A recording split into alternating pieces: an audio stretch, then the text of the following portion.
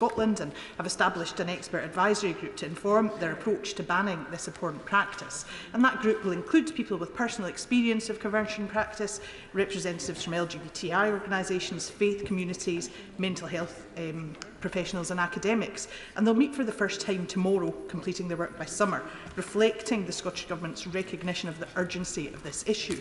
So given the UK Government's consultation on their proposed ban ended on the 4th of February, can the Minister confirm that the UK Government's approach will be taken forward on a similarly inclusive and urgent basis? Thank you, Mr. Speaker. I can certainly confirm that we are taking it forward on an urgent basis.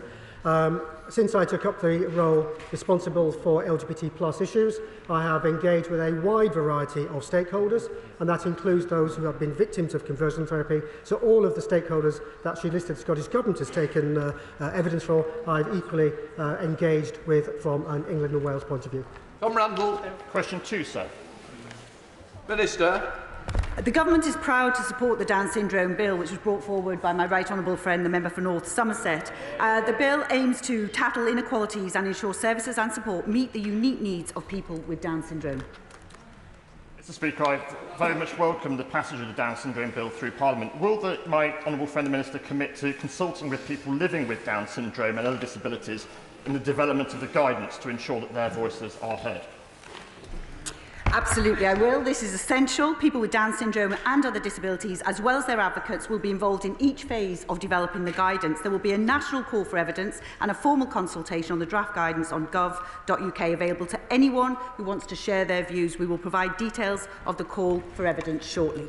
Jim Shannon. Thank you, Mr. Speaker, and I thank the Minister for responding, the Honourable Gentleman for posing the question.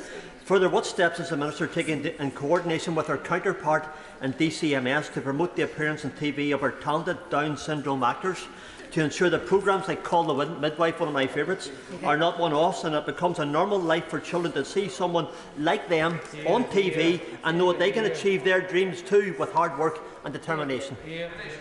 I thank the Honourable Gentleman for his question. Certainly the passage of this bill has given a platform to many people with Down syndrome, and I'm sure the Honourable Gentleman very much enjoyed meeting actors, models and many people with Down syndrome who just showed how much they can achieve during the parliamentary events, and we look forward to continuing to showcase that.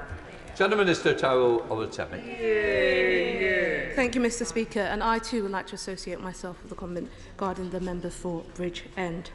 Mr. Speaker, a constituent recently contacted me about her struggles with the cost of living crisis. She is the sole carer of a young daughter, and after 25 years of misdiagnosis, she's been diagnosed with bipolar disorder. She's already struggling to make ends meet, and now her energy bills are set to triple. Last week's spring statement said nothing about mental health and hardly mentioned disabilities, whereas Labour has a plan to ease cost of living and get 1 million more people a year mental health services. So where is the government's plan to help the millions of people like her? Clearly this would normally be covered in different questions, but as the Mental Health Minister, we do have a plan. We have a lot of investment in mental health. We have more investment going in to catch up, but we also have a mental health strategy plan that we'll be working on this year, and we will very much be making sure that we address people with bipolar in that strategy. Anthony Higgins. Question number 3, sir. Mr. Speaker, this government believes the circumstances of one's birth should not determine life outcomes.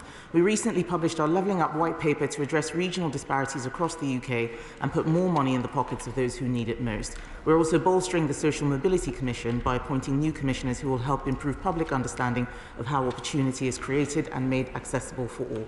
Thank you, Mr. Speaker, and can I thank the Minister for that answer. For too long, the focus on social mobility has been on what a person looked like and not what they can offer. So can the Minister confirm at the dispatch box that we're going to consign that approach to history and instead focus on what everyday people can offer to this country and make sure they get the opportunity they deserve?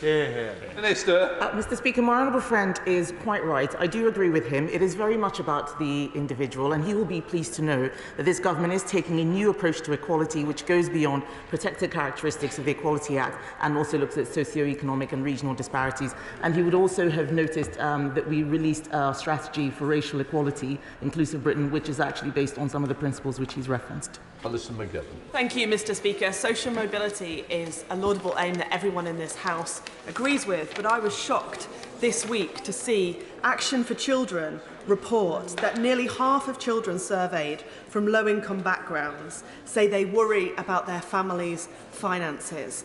And that kind of stress will help no child do well at school and help no child succeed.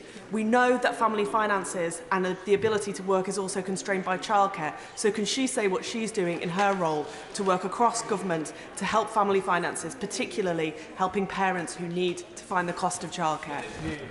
Mr. Speaker, specifically within my role, I'm also a Minister in the Department for Levelling Up Housing and Communities, and one of the programmes that we have is Supporting Families, a flagship programme where we have recently put in £300 million to support those families that need help the most. She would also have heard from other ministers across various departments what we have been doing on the cost of living, and I would refer to their statements in response to her question. Question number 5, Mr. Speaker, please. Minister. Mr. Speaker, we've seen good progress in increasing the number of girls studying STEM subjects at school, but we know that too many women drop out of STEM careers because of caring responsibilities, and that's why we recently announced we'll be starting a new scheme to help women into STEM roles after taking time out of work to care for their family, and this will help organisations recruit those who are too often overlooked because of a gap on their CV by providing employment support. Neil Hamber. Oh, sorry. Obvious labour shortages in construction. Can I encourage ministers to work with groups like Women into Construction to encourage women to take on apprenticeships in careers in engineering and construction? My right honourable friend can consider ministers suitably encouraged. I speak as an engineer myself who also had an apprenticeship. I know how important organisations like the ones she mentioned, Women into Construction, are, and we will do everything we can to work with them and support women into apprenticeships and into engineering. Neil Hamber. Thank you, Mr. Speaker. Number 6, please. Minister. Mr. Speaker, the Equality Act's provision, including the public sector equality duty, apply to local authorities and they are legally bound to implement them. The Equality and Human Rights Commission, an independent public body, is responsible for enforcing the Equality Act 2010 across the public sector, including local authorities. And the EHRC makes its own decisions on how it exercises its functions. Neil Hamber.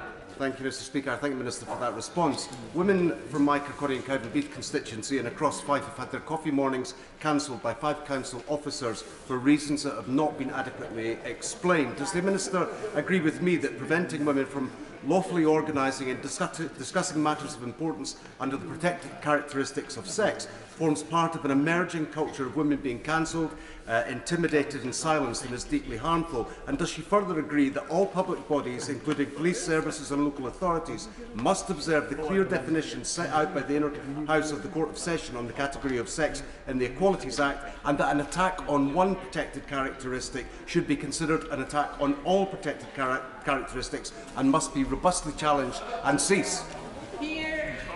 Mr. Speaker, I do agree with the honourable gentleman's sentiments. I don't think it is right that women should be stopped from organising on the basis of their sex. Freedom of belief and speech are vital pillars of our democratic society, and no one should be silenced for expressing their legitimately held opinions.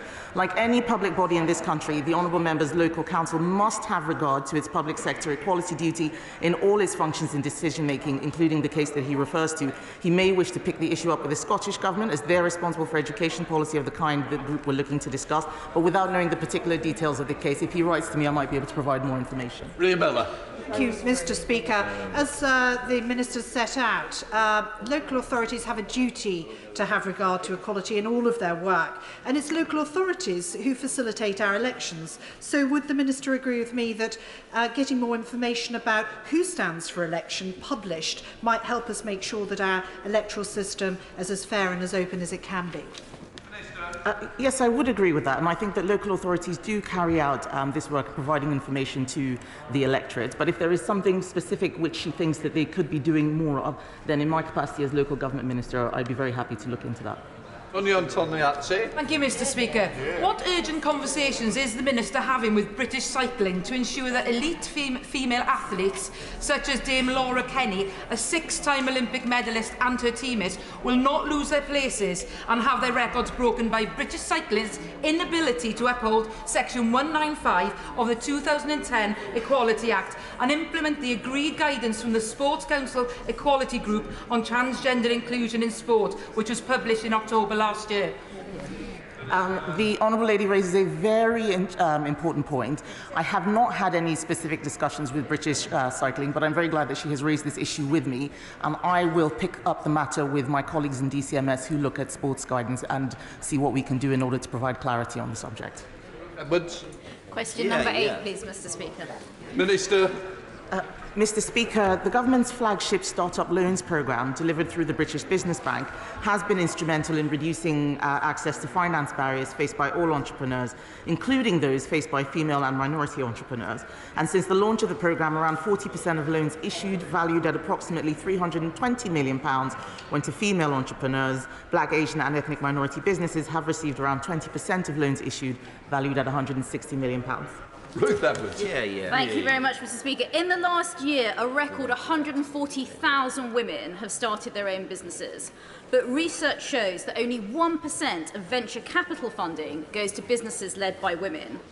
Will my honourable friend agree to meet with me and the Over Being Underfunded campaign, run by my constituents Sarah King and Claire Dunn, to discuss how we can better use government schemes like the Seed Enterprise and Investment Scheme to address this inequality? The Seed Enterprise Investment Scheme, Mr. Speaker, is one of 3 tax-advantaged venture capital schemes which provide tax incentives to individuals who invest in companies at various stages of growth. I'm very grateful to my honourable friend for giving me the opportunity to talk about how it's world-leading in its generosity. And I will find out whether a minister from Bays or the Treasury is available to meet with her and her constituents on this specific issue. Thank you. We'll help out. And I, Mr. Speaker. Minister. Thank you very much, Mr. Speaker. The Treasury recently announced £9.1 billion of support for energy customers, including a bill rebate and a council tax reduction, and continuing support for the most vulnerable households. Furthermore, a doubling of the Household Support Fund was announced in the spring statement, which again is getting help to where it is needed the most. Thank you, Mr. Speaker. On behalf of the Liberal Democrats, can I commend the Honourable Member for Bridgend for his bravery and for being outspoken, and wish him all the best. I think I'm speaking on behalf of everybody. We are here to support him. Mr. Speaker, disabled charities estimate that more than double of disabled people could fall into fuel poverty this year. One of my constituents only recently told me, I stay in bed to keep warm and keep up with my energy cost. I skip meals in order to cope with my grocery cost.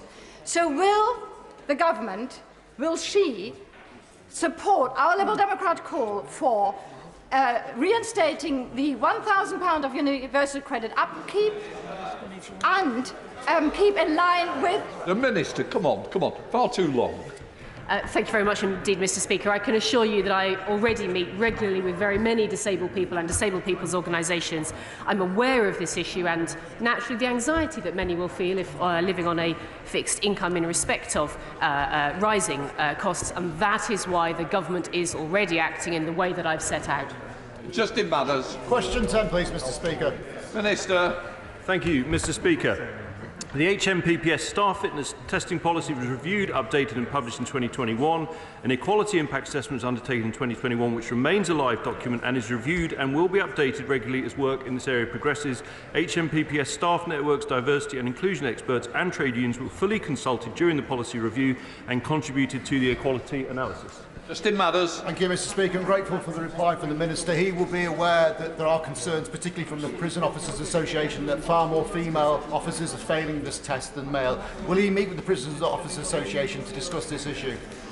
Well, I'm very grateful for my old friend. He takes a consistent interest in this point. I'm happy to mention that to my colleague, the Honourable for Louth and Horncastle, but I can confirm to him, since prison officer fitness testing resumed last July, 90% of female officers have passed at the first attempt, and none of them had failed by the third attempt. We now come to Pupils, Munira Wilson. Number 1, Mr. Speaker. Minister. Mr. Speaker, Inclusive Britain is our response to the report by the Independent Commission on Race and Ethnic Disparities. It sets out a groundbreaking action plan to tackle negative disparities, promote unity and build a fairer Britain for all. This includes developing a new model history curriculum by 2024, working with a panel of academics and business people to promote fairness in the workplace, and developing a new national framework for how the use of police powers is scrutinised at a local level. And the measures in the action plan will help to level up the country by tackling the drivers of persistent ethnic disparities in education, employment, health and criminal justice.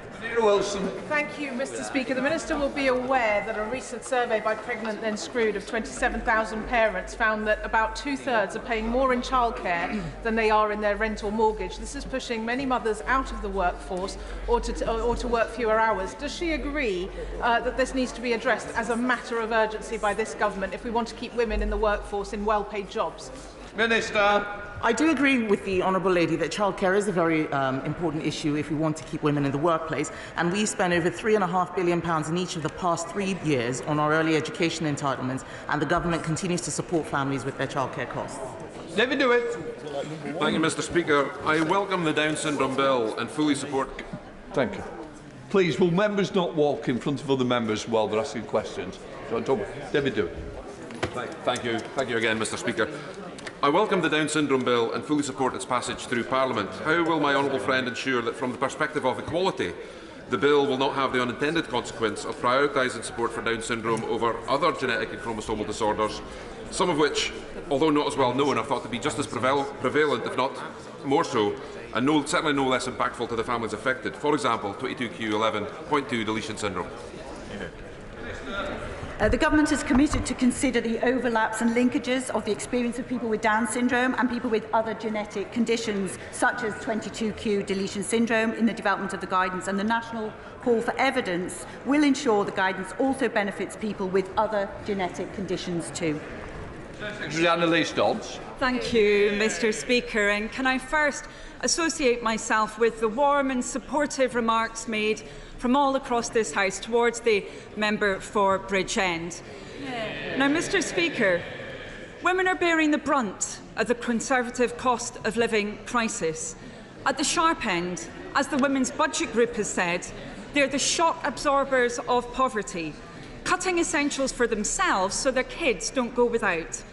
So can the Minister inform the House of what assessment her government has made of the financial impact of the Chancellor's autumn budget last year and his spring statement last week? Minister.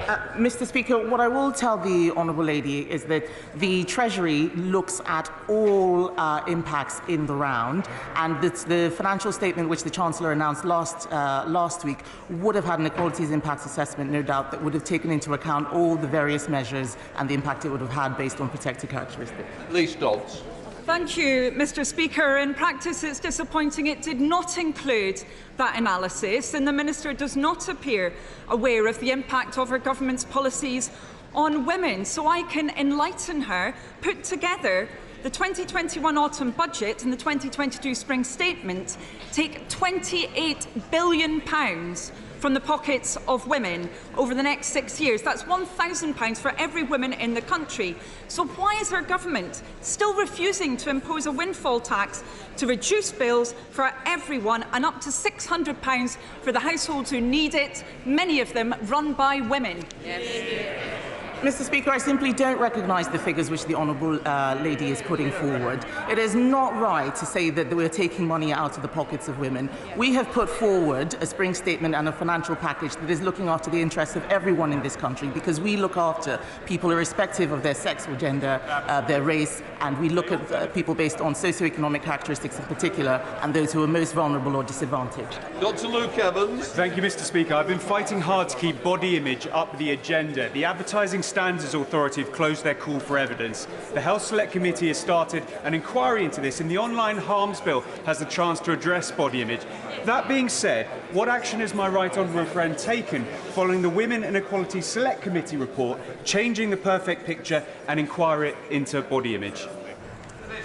Mr. Speaker, I thank my honourable friend for his continued work on this important issue. As we all know, poor body image can affect lifestyle choices, physical and mental health, and is associated with lower confidence and lower aspirations. So we've been taking steps to ensure young people have the skills to keep themselves safe through our work on media literacy and understanding that the online environment is not always reflective of reality.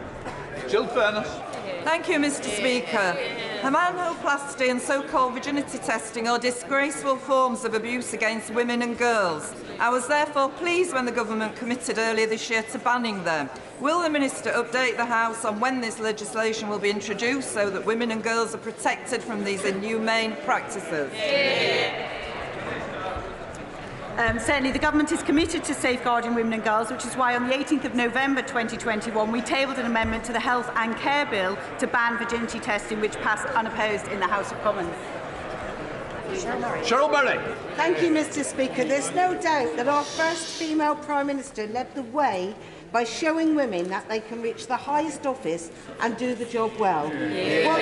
What steps are the government taking to encourage more women to seek elected office, and will she consider a similar accolade to the Falkland Islands and celebrate a Margaret Thatcher Day? Minister.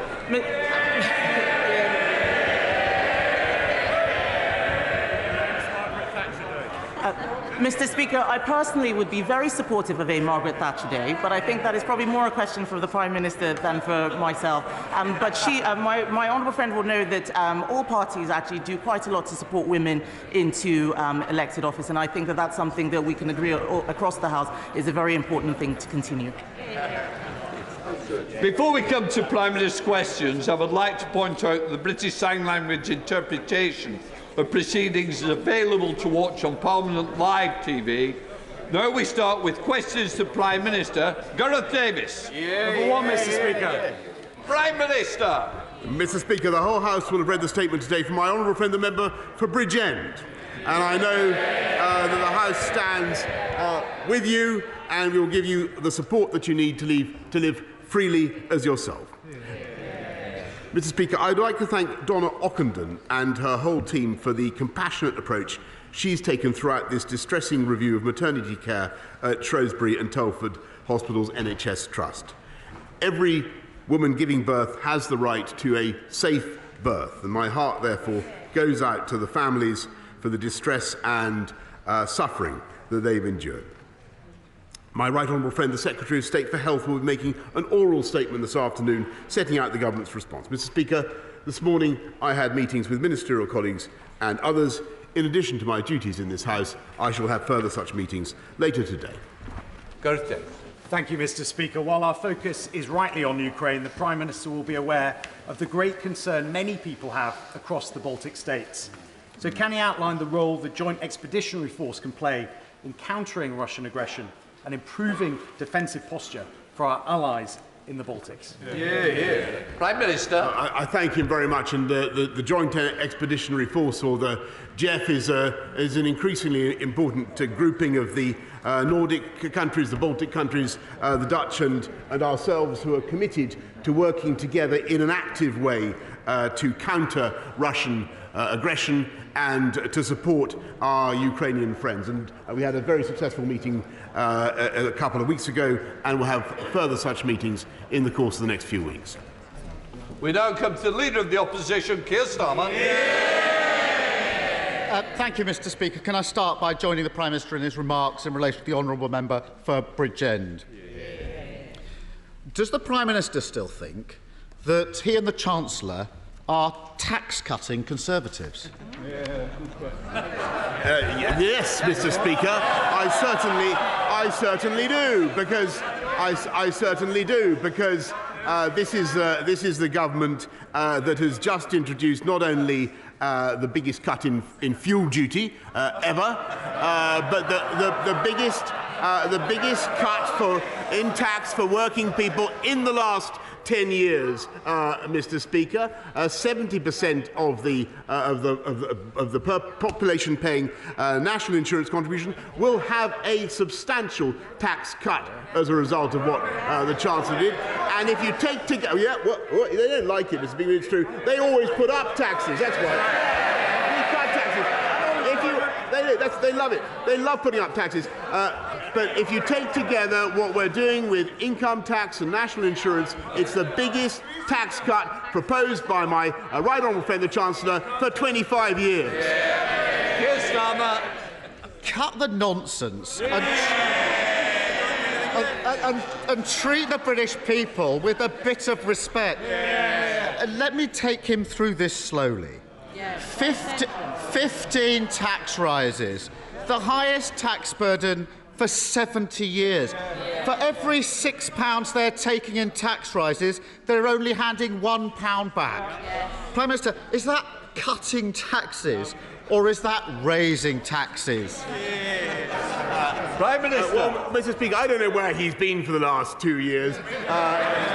But even by the standards of yes, he has. Even by the standards of Captain Hindsight, Mr. Speaker,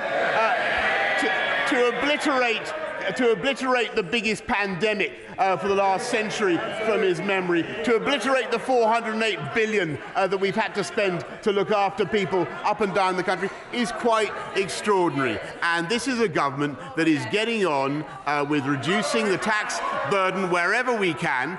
What we are doing, Mr. Speaker, there's one measure I think he should be supporting, and that's the health and care levy, Mr. Speaker, to fund our NHS. That's the one they oppose, Mr. Speaker. Every other tax rise, they're all in favour of. Starmer. Mr. Speaker, I can only hope that his police questionnaire was a bit more convincing than that.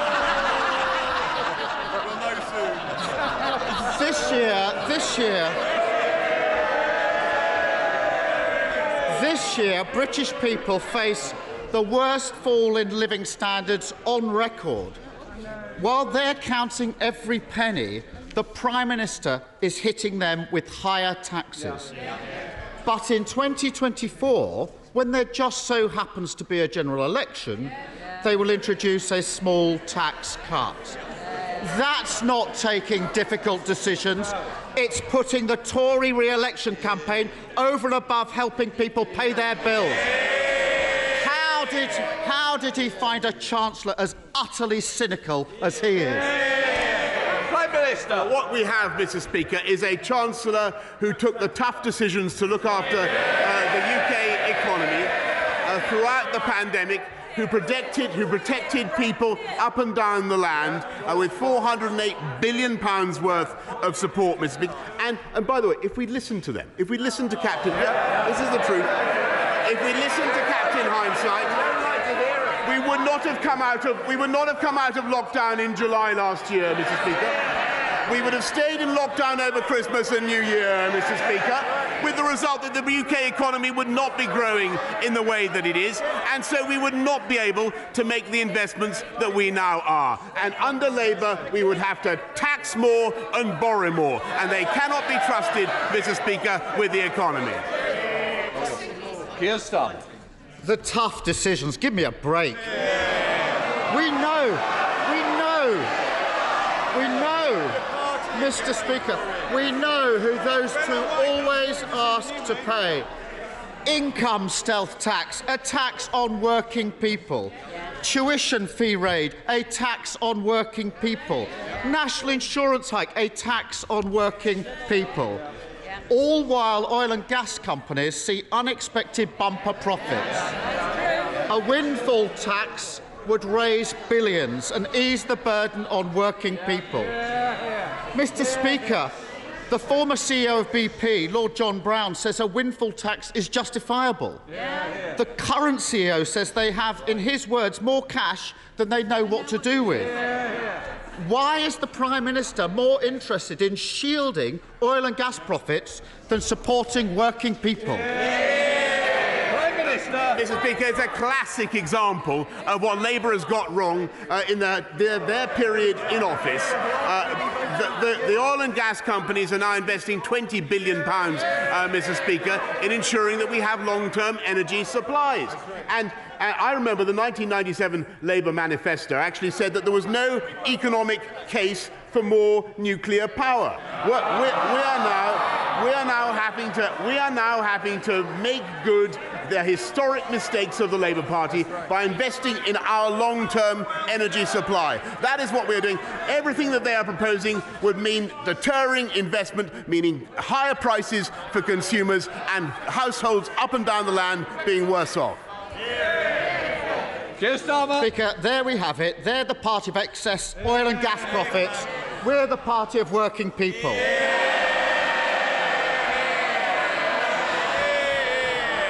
Mr. Speaker,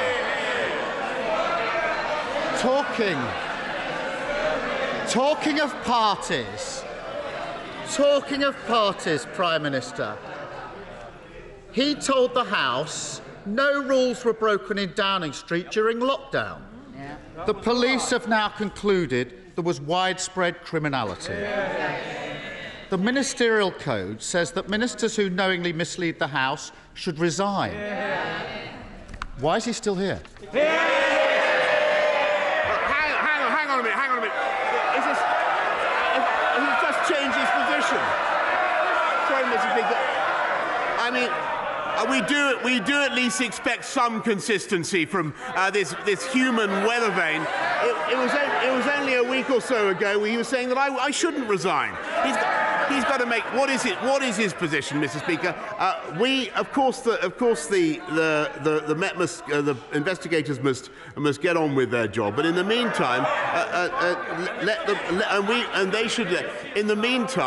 In the meantime, Mr. Speaker, we are going to get on with our job. And what we are focusing on is tackling the cost of living, helping people through the spike in fuel prices, the 9.1 billion that the Chancellor has set out, but also, Mr. Speaker, I've mentioned nuclear power, I've mentioned tackling our energy supplies, which Labour totally failed to deal with. What we're also doing, far more important perhaps even than that, Mr. Speaker, we're tackling illiteracy and innumeracy in our schools. And I think we're investing billions in tutoring, Mr. Speaker. That's what we're focusing on, and I think that's what the people of this country want us to focus on. Keir Starmer. Look, there are only two possible explanations. Either he's trashing the Ministerial Code, or he's claiming he was repeatedly lied to by his own advisers and that he didn't know what was going on in his own house and his own office. Come off it. He really does think that it's one rule for him and another rule for everyone else. That he can pass off criminality in his office and ask others to follow the law. That he can keep raising taxes and call himself a tax cutter. That he can hike tax during a cost of living crisis and get credit for giving a bit back just before an election.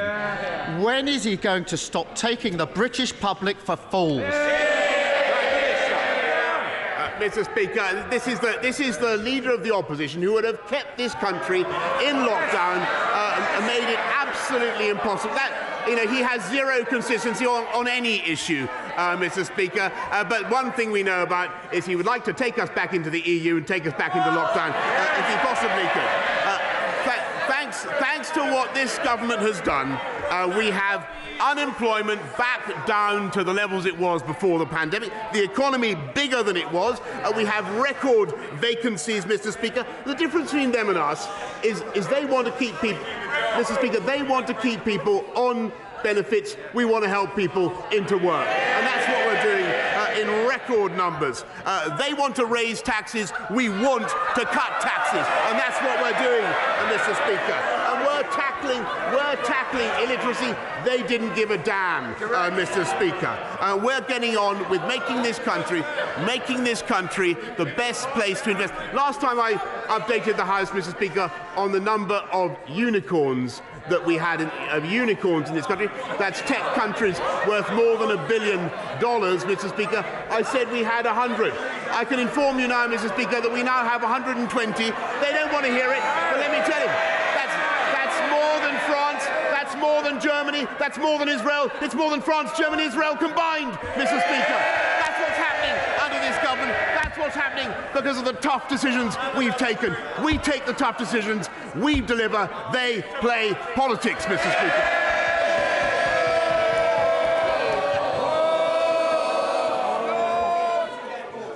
Jones. Speaker, the UK Government's work connecting rural areas like Brecon and Radnorshire to super-fast broadband is going to become a lot harder tomorrow when the Welsh Government withdraws its matched funding for the scheme, forcing the cost for installation back onto homes and businesses in my constituency. Welsh Labour's decision means that my constituents will lose out as local authorities in England continue to fund the scheme. Does my right honourable friend agree with me that broadband is critical for the growth of the rural economy? And will he double his government's efforts to connect my constituents, despite Welsh Labour letting us down? Yes, Mr. Speaker, and we're spending £69 million already to support rollout of superfast broadband in Wales, and I wish that the Welsh Government had not withdrawn its broadband scheme, but we will do our best, Mr. Speaker, to make up the difference as fast as possible. We now come to the SNP leader, Ian Blackford. Thank you, Mr. Speaker. And it's good to see the member for Bridgend in the chamber this afternoon. I commend him for his statement earlier today. Mr. Speaker, last night, millions of families will have been desperately trying to figure out how they will possibly afford the £700 energy price hike that will hit them this Friday. Mr. Speaker, at the very same time, Tory MPs were gathering across the street for a champagne bash in the Park Plaza. We all know that the Tories partied during lockdown and now they're...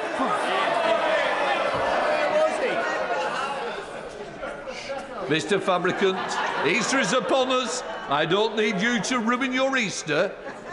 So let's hear, all of you, SNP leader Ian Blackford. Can shout and scream when we're raising the Tory cost of living crisis, Mr. Speaker. Because we all know that the Tories partied during lockdown and now they're partying through the cost of living emergency. Last week, the Chancellor got it badly wrong with the spring statement. And ever since, the Prime Minister has been busy briefing against him, saying that more needs to be done. For once, I agree with the Prime Minister. So, if the Prime Minister really believes that more needs to be done, can he tell us exactly what he will order his Chancellor to do to help the millions of families who are facing a £700 price hike this Friday? Prime Minister. Mr. Speaker, I thank him very much, and I think he's in error in what he says about events last night, but he is, like me, a living testament to the benefits of moderation in all things, Mr. Speaker. And I can assure him that we are getting that this week, for instance, to get to his point, what's happening actually is that the living wage is going up again by record amounts, and thanks to what the Chancellor has done, we are putting £9.1 billion into helping people up and down the country. And what I might respectfully suggest is actually, I think the Scottish Nationalist Government, with whom, as I say, we work increasingly well, I think the thing they could focus on for the long-term prosperity of Scotland is the educational system, where I'm sad to see Scotland's once glorious record falling behind. Ian Blackford. What a load of absolute baloney. Mr. Speaker, the Prime Minister is dangerously out of touch. Food banks are warning that people are having to choose their food based on whether they can afford the gas to boil it. Families are having to choose what rooms to heat or whether they can turn on the heating at all. Some in the Tory cabinet clearly believe that better weather means that they can happily sit on their hands and do nothing till next winter. They obviously don't get or don't care that in many parts of Scotland the weather will barely reach above freezing over the next week. The Chancellor thinks his £200 loan, which is forcing people into energy debt, is somehow a solution, but it clearly isn't. So before the Prime Minister and his Chancellor go off on their Easter holidays, will they at very least turn this loan into a grant and finally put some cash into people's pockets when they need it right now. Prime Minister. I thank him, but of course we are doing everything that we can. The 9.1 billion, the cold weather payments, and he's right to draw attention to the problem, Mr. Speaker. And we are making huge investments in supporting people right now, and another billion, by the way, through the Household Support Fund to help vulnerable families. But Mr. Speaker, when he talks about the cost of energy in Scotland, how absolutely preposterous that the Scottish Nationalist Party should still be opposed to the use of any of our native hydrocarbons in this country, with the result that we actually have to that the Europeans are importing oil and gas from Putin's Russia, Mr. Speaker. It's totally absurd. It's true. Just for the record, it's National Party. Let's go to Mark Fletcher. Thank you, Mr. Speaker. Following on from the publication of the school's white paper, one of my most important campaigns is to secure provision of quality post-16 education within the Bolsover constituency, where there is currently none. Young people in my constituency have to travel long distances at considerable cost to access their education. Will my right honourable friend meet with me to discuss how we can right this wrong for the young people of the Bolsover constituency and give them the education that they deserve? Prime Minister. Yes. I thank him very much, and he's a great champion for Bolsover and for his constituents. Free and subsidised travel is provided to Bolsover students travelling so far to 2 of the 3 excellent colleges that are going to be offering T-levels from 2023. But I will make sure that he gets a meeting with my right honourable friend, the Education Secretary, to discuss further what we can do. And David. During the Second World War, my grandmother, like countless other people across our country, opened her home to evacuees, including 2 German Jewish boys. Over 70 years later, the British people want to shelter desperate refugees again. 2 weeks ago, I was speaking to refugee families on the Ukrainian-Polish border at Medyka. Some desperately wanted to come to our country. One elderly couple told me, however, they'd been told that it was just too complicated. Now the government's own figures say the same. Paperwork is being put ahead of people. Mr. Speaker, when wealthy businessmen from over 50 countries can come to the UK visa-free, why does the Prime Minister insist that a traumatised Ukrainian mother and child must first fill out a visa form? Minister. Mr. Speaker, I think thank him very much, and he's right about the generosity of his country, and he's right to draw attention to his own family's generosity in this matter. Everybody, I think, is pulling together. The number of people who have come forward to offer their homes is incredible. But I really don't think that he should deprecate what the UK is offering. We've already given 25,000 people have already got visas, Mr. Speaker. We are processing 1,000 a day, and there is no limit, there is no upper limit to the number that we can take. And this is a country that has already been the most generous in taking people from Afghanistan, the 15,000 under Operation Pitting, 104,000 applications from the Hong Kong Chinese. This is a country that is overwhelmingly generous to people coming in fear of their lives from... Yes, it is, Mr. Speaker, and so is this government. Johnny Mercer. Thank you very much, Mr. Speaker. I don't think anybody involved in partnering operations over the last 10 or 20 years can fail to be humbled by the extraordinary courage and commitment of the Ukrainian people in defending their country, aided and abetted by the lethal aid from this country, of which they're all appreciative of this government and this Prime Minister being first out the door to deliver that. But would the Prime Minister agree with me that whilst others may now begin to tire, now is actually the time to double down on the aid that we give to Ukraine, that actually we might end up breaking a pretty poor Russian army and bring peace to that part of the world whilst consigning the likes of Vladimir Putin to the dustbin of history where he belongs? Prime Minister. Mr. Speaker, I think that is absolutely right. Thank him very much. I thank him for his own bravery in going to see for himself only the other day. But, Mr. Speaker, yes, it is right that we should double down on military defensive support in the way that we are. And by the way, can anybody imagine a Labour government, eight of whose front bench voted to get rid of our nuclear deterrent? Can Can you imagine? Yes, they did. Can you imagine recently? Can you imagine them doing the same? We will go on with that, Mr. Speaker. But what we will also do, and I hope we have the support of the opposition in this, is make sure that there is no backsliding on sanctions by any of our friends and partners around the world. In fact, we need now to ratchet up the economic pressure on Vladimir Putin, and it is certainly inconceivable that any sanctions could be taken off simply because there is a ceasefire, Mr. Speaker. That would be absolutely unthinkable, in my view. Thank you, Mr. Speaker. Households are experiencing soaring energy costs. We're in the middle of a global climate emergency. Against this backdrop, Norway can feed energy into our national grid at a cost of £1.36 per megawatt hour. France pays 17 pence per megawatt hour. Germany, the Netherlands and Luxembourg pay nothing to feed into our group. Can the Prime Minister then explain why Scotland's renewable sector has been punished with grid connection charges of £7.36 per megawatt hour? Prime Minister.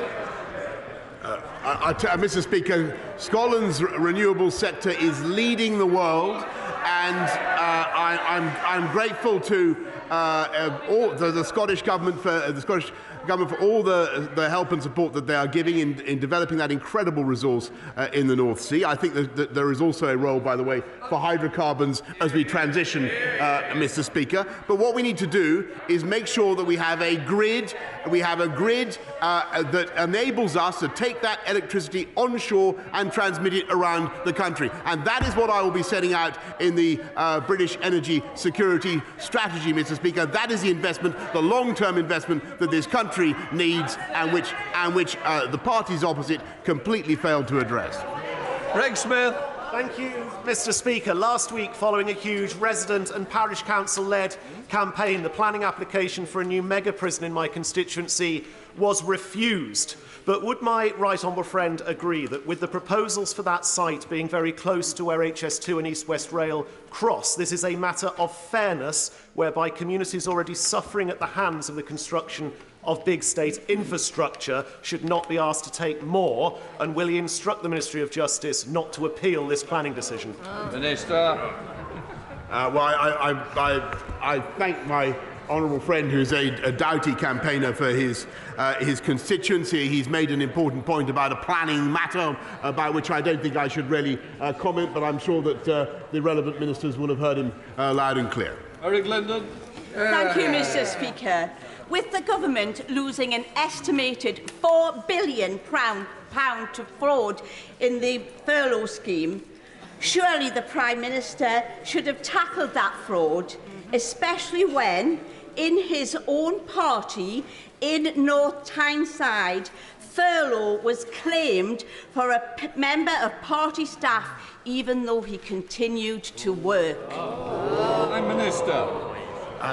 If she's really saying, Mr. Speaker, that we should not have rolled out the furlough scheme at the speed that we did, then I think everybody in this country understands that it was a heroic thing. And I remember 2 years ago, Mr. Speaker, they were yammering and clamouring for us to go faster. And we did, Mr. Speaker. We produced a fantastic scheme. And yes, fraudsters will be hunted down. We put another £100 million into tracking down fraud in this country. £23 billion a year were lost under Labour in fraud. James Sunderland.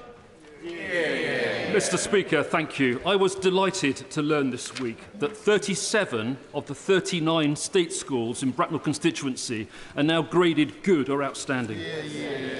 Will the Prime Minister join with me in thanking our fantastic teachers, staff, governors and pupils? And does he agree that the new Education White Paper offers a blueprint for our schools that we can all be proud of? Yes, I do, Mr. Speaker. I think it's a fantastic white paper. Evans. Over 2 million tonnes of edible food is wasted on farms and factories every year, and funding was introduced in 2019 to cover the costs of getting food to charities to reach those in need. However, the Prime Minister will know his government have now cut that critical funding to zero. Mr Speaker, funding for food waste diversion helps support community projects like, for example, Three Hills Community Supermarket in Glasgow. So can the Prime Minister explain why he is ignoring calls from Feeding Britain, Good Food Scotland and Fair Share to continue this worthwhile initiative and instead cutting off a lifeline to those struggling with the cost of living crisis? Prime Minister. I thank him very much. I think he's referring to the strategy that we have for food waste. As far as I know, we continue to support it, but I will be happy to update him by letter. Lucy Allen. Very much, Mr Speaker. Can I thank the Prime Minister for his earlier remarks concerning the Donna Ockenden report into avoidable maternity deaths and injuries at the Shrewsbury and Telford Hospital Trust. The report makes for devastating reading, the more so because women's voices were ignored. Absolutely. My constituent Hayley Matthews begged staff for a C-section throughout her 36-hour labour, but was forced into a natural birth. Her son Jack arrived blue and floppy, and within hours of his birth he tragically died. Will the Prime Minister join me in offering heartfelt sympathies to all the families affected, and also grateful thanks to the 1,862 women who shared their experiences with the Ockenden Review to ensure that maternity care is safer, kinder and more compassionate for the women that come after them? Prime Minister. I thank my honourable friend for her question. I think everybody will thank the women concerned for taking up the issue in the way that that they have, and will extend our heartfelt sympathies to the victims and their families for what they've suffered. It is very important that people get the answers that they deserve, Mr Speaker, but also that we have the right approach to this issue in the future. And that's why we're investing very substantially in maternity services, and also, of course, very substantially in midwives and in our NHS altogether. Sorry, Chairman. Thank you. Prime Minister, every day I hear from more and more of my Rotherham constituents who are struggling to put food on the table, to keep their lights on, to fuel their cars. The Office for Budget Responsibility estimates the government's measures will only offset falling living standards by a third. This is the biggest financial squeeze since the 1950s. Prime Minister, don't blame Ukraine, don't blame COVID. This is down to your government's policies and your political choices. Sleep at night. Prime Minister. Well, I do agree that people are facing a very tough time at the moment, and we've got to do everything that we... I don't agree with her analysis, but I think that the causes are certainly to do with the inflationary impact of the world coming out of COVID, and the energy price spike is at the root of it. And what we are doing, Mr Speaker, is to help people with a universal credit, which we've lifted by £1,000, help people with the living wage, which is going up now by a record amount, Mr Speaker, and cutting taxes on working people in the way that we are. But of course we can't do everything, Mr Speaker, right now. And what we will do is ensure that we have a stronger economic performance, and we have people in work. And the most important thing is that we have people getting into work now in a way that wasn't possible, and certainly wouldn't have been possible if we'd stuck to the policies that were proposed by the Labour opposition. And that's why we have a strong economy, and that is the best recipe. Better to be off benefits and into work, and that's what we're doing. Neil Clark. Thank you, Mr Speaker. One of my earliest campaigns was to reopen Stafford's Shire Hall, so I'm delighted that this iconic building is finally set to reopen this summer. So can I thank the government for providing £1.6 million in funding to create a hub for small businesses in the Shire Hall. But can I also ask my honourable friend to help regenerate the rest of Stafford Town Centre and our high streets to help level up the West Midlands and support our local businesses? Prime Minister. I thank my honourable friend for her fantastic work to reopen Shire Hall. She's a passionate campaigner for Stafford, and Stafford was awarded over £14 million lately, Mr Speaker, through the Future High Streets Fund. Thank you, Mr. Speaker. My constituency has one of the highest rates of child poverty in the entire country, with too many already struggling between heating and eating. The government's recent real terms social security cut will now push even more families, children and pensioners into desperation.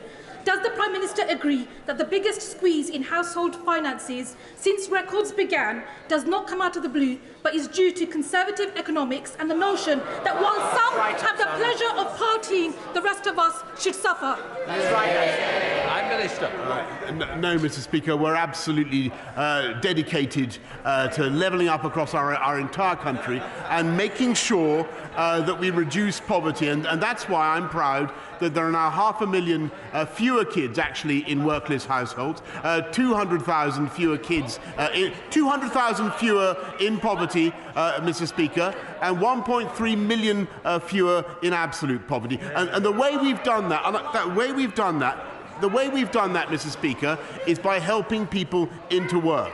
And we're going to go further, investing in more work coaches, massively increasing our training budget so that people get the skills that they need. That's our approach, Mr. Speaker, helping people by getting them into work. Sir Robert Butland. Thank you, Mr. Speaker. Today's announcement by our serving United Kingdom judges of their withdrawal from the Hong Kong Court of Final Appeal is now the right decision, and I support it, as does my right honourable friend. Does he agree with me that on this sad day for the people of Hong Kong, and at a time when the international rule of law is under unprecedented challenge, it is for us here in Britain to stand up for what is right, to be resolute in the face of tyranny, and to make sure that the international rules-based order is defended at every opportunity? Prime Minister.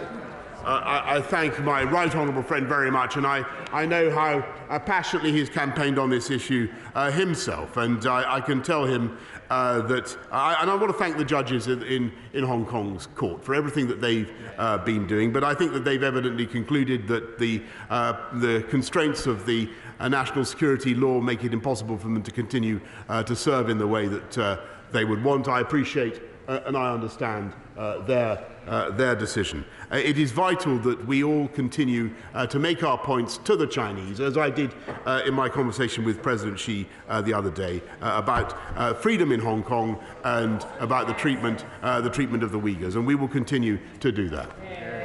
Catherine West. Thank you very much, Mr. Speaker. Gas and electric prices and bills are through the roof. The just about managing are no longer managing, coming to surgeries, queuing at food banks. Last week, the government had a golden opportunity to tackle this. Why the devil didn't they take that opportunity to do something and relieve the pressure on our constituents? Prime Minister. Mr. Speaker, I understand the pressure that people are under, but the best thing we can do, rather than endlessly taxing more and borrowing more, is make sure that we support people through this tough time, which we are, but also ensure that we have a strong and growing economy in which we get people into work. So we're cutting the cost of energy, but we're also taking the long-term decisions, which the party opposite failed to do, to invest in our energy for the future. Sir Roger Gale. Mr. Speaker, today's updated government figures show that of 28,300 applications submitted under the sponsorship scheme by people displaced in Putin's war, just 2,700 have been processed. Could my right honourable friend please tell the House how many to date of those people have actually arrived in the United Kingdom? Will he give his support to my noble friend Lord Harrington to cut through the Home Office red tape, simplify the application process and get people into the country? Prime Minister. Mr. Speaker, we're processing 1,000 a day, and I think that the country 25,000 visas have already been issued, as I just told the House, Mr. Speaker. Almost 200,000 families, homes have opened their arms to Ukrainians coming in fear of their lives, and there is no limit on the scheme, Mr. Speaker. I think we can be incredibly proud of what the UK is doing.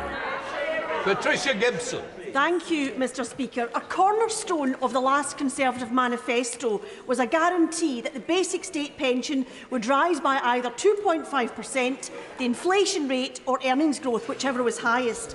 Instead, from April, the state pension will rise by less than half of the current inflation rate. How does the Prime Minister explain this abject betrayal of some of the most vulnerable people in our communities who are squeezed by rocketing energy and food prices on the one hand and the miserliness of this government on the other? Prime Minister. Actually, Mr Speaker, what we've done is, through the triple lock, protected pensioners so that their incomes as a result of the triple lock are £720 higher than they would have been if we just relied on inflation. As it is, their incomes continue to increase with inflation, and they've gone up, Mr Speaker, faster and further than those who are in work. We look after elderly people, and we always will. John Barron. Thank you, Mr Speaker. On Monday, the Foreign Secretary agreed that we needed to expand our soft power capabilities in these uncertain times, and yet the government is imminently about to make a funding decision that may see the closure of British Council country operations and a reduction in its international footprint. Will the Prime Minister now intervene to ensure this doesn't happen, given that I know he understands and appreciates the important work the Council does? Prime Minister. I'm very happy to meet my honourable friend on this issue, and he's campaigned on it many times. But I can tell him that the British Council, for which I have a huge regard, has received massive grant and indeed loans to allow them to continue their activities. Matt Weston. Thank you, Mr Speaker. You'll forgive me if I may start, but given the Prime Minister's preferences for both fancy castles and Peppa Pig, he's very welcome to come and visit Zog Playland at Warwick Castle this week. In Warwick and Leamington, as across the country, cost of living crunch is really serious. Energy bills, as we've heard, looking to double by the end of this year. Yeah. Food up 10 to 15% by year end. Fuel already 22% up year on year. It must be hard for the Prime Minister to stay in touch with financial reality, given that donors and friends pay for flights and holidays and many of his bills. And we also have a $200 million man chancellor, a $200 million chancellor who's so out of touch, he's contactless. Mr Speaker, the public believes... You will be sitting down, so please. I hope we've come to the end of the question. Prime Minister. So out of touch is contactless. Mr Speaker, the public believes the government... Shut up and be quiet. Behave yourselves. I hope that's the end of the question. I think the Prime Minister got the gist of it, because I certainly am. Prime Minister. Can I say to the honourable gentleman, much as I admire his style, I think it'd be better as a sort of a light essay in The Guardian. What we're doing, Mr Speaker, is tackling the cost of living by dealing with the spike in energy prices and making sure that we take the right long-term decisions to take this country forward, which right decisions that party opposite completely shirked. Len Saxby. And I welcome what this government is doing to help where it can with the cost of living crisis. But in North Devon and across the South West, we have a housing crisis that needs urgent action. Will my right honourable friend meet with me to better understand the severity and complexity of our housing shortage and potential steps the government may take? Prime Minister. My honourable friend is absolutely right, and she's right about the need to provide local homes for local people. And we totally understand that, and I'm and that's why we're building a record number of homes, by the way, Mr. Speaker, in spite of all the difficulties that we've faced, and that's why we've introduced higher rates of stamp duty on second homes, Mr. Speaker, remove the second homes discount, and we're using 11.5 billion to build 80,000 affordable homes across the country. It is always the Conservatives who build affordable homes. It's true, and it's Labour who talk about it. Final question, Sir Olney. Thank you very much, Mr. Speaker. Last Friday, it emerged there had been an oil spill in Beverley Brook, a river which flows through Richmond Park to the Thames. Black waste oil and iridescence can now be seen along 13 kilometres of the watercourse, posing a serious threat to the fish and local wildlife.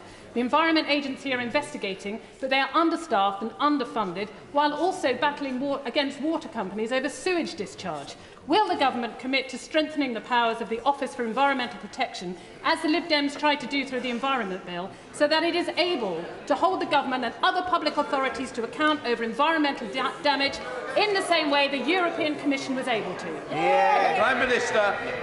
I know what's behind her question, Mr. Speaker. It's a desire to return to the jurisdiction of the European Union. What we want to do is make sure that we use our landmark Environment Bill to continue to improve the quality of our rivers, and that's what we're doing. We'll just let the chamber clear before we start the statement.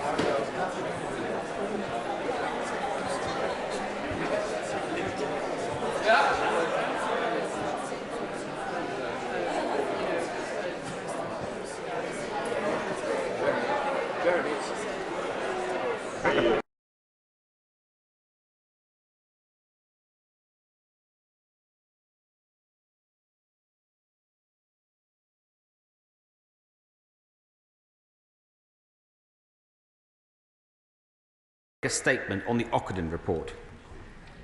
This independent review was set up in 2017 in response to concerns from bereaved families about maternity at Shrewsbury and Telford Hospital NHS Trust. Its original scope was to cover the cases of 23 families, but since it began, sadly, many more families have reported concerns.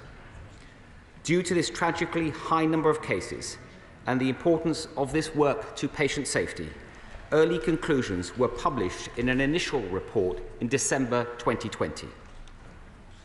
We accepted all of the recommendations from this first report, and the NHS is now taking them forward. Today, the second and final report has been published. This is one of the largest inquiries relating to a single service in the history of the NHS, looking at experiences of almost 1,500 families from 2000 to 2019. I'd like to update the House on the findings of this report and then turn to the actions that we are taking as a result. This report paints a tragic and harrowing picture of repeated failures in care over 2 decades, which led to unimaginable trauma for so many people. Rather than moments of joy and happiness, for these families, their experience of maternity care was one of tragedy and distress. And the effects of these failures were felt across families, communities, and generations. The cases in this report are stark and deeply upsetting. Of 12 cases where a mother had died, the report concludes that in 3/4 of those cases, the care could have been significantly improved. It also examined 44 cases of HIE, a brain injury caused by by oxygen deprivation. 2/3 of these cases featured significant and major concerns in the care provided to the mother. And the report says from almost 500 cases of stillbirth, 1 in 4 were found to have major concerns in maternity care which, if managed appropriately, might or would have resulted in a different outcome. When I met with Donna Ockenden last week, she told me about basic oversights at every level of patient care, including one case where important clinical information was kept on post-it notes, which were then swept into the bin by cleaners, with tragic consequences for a newborn baby and her family.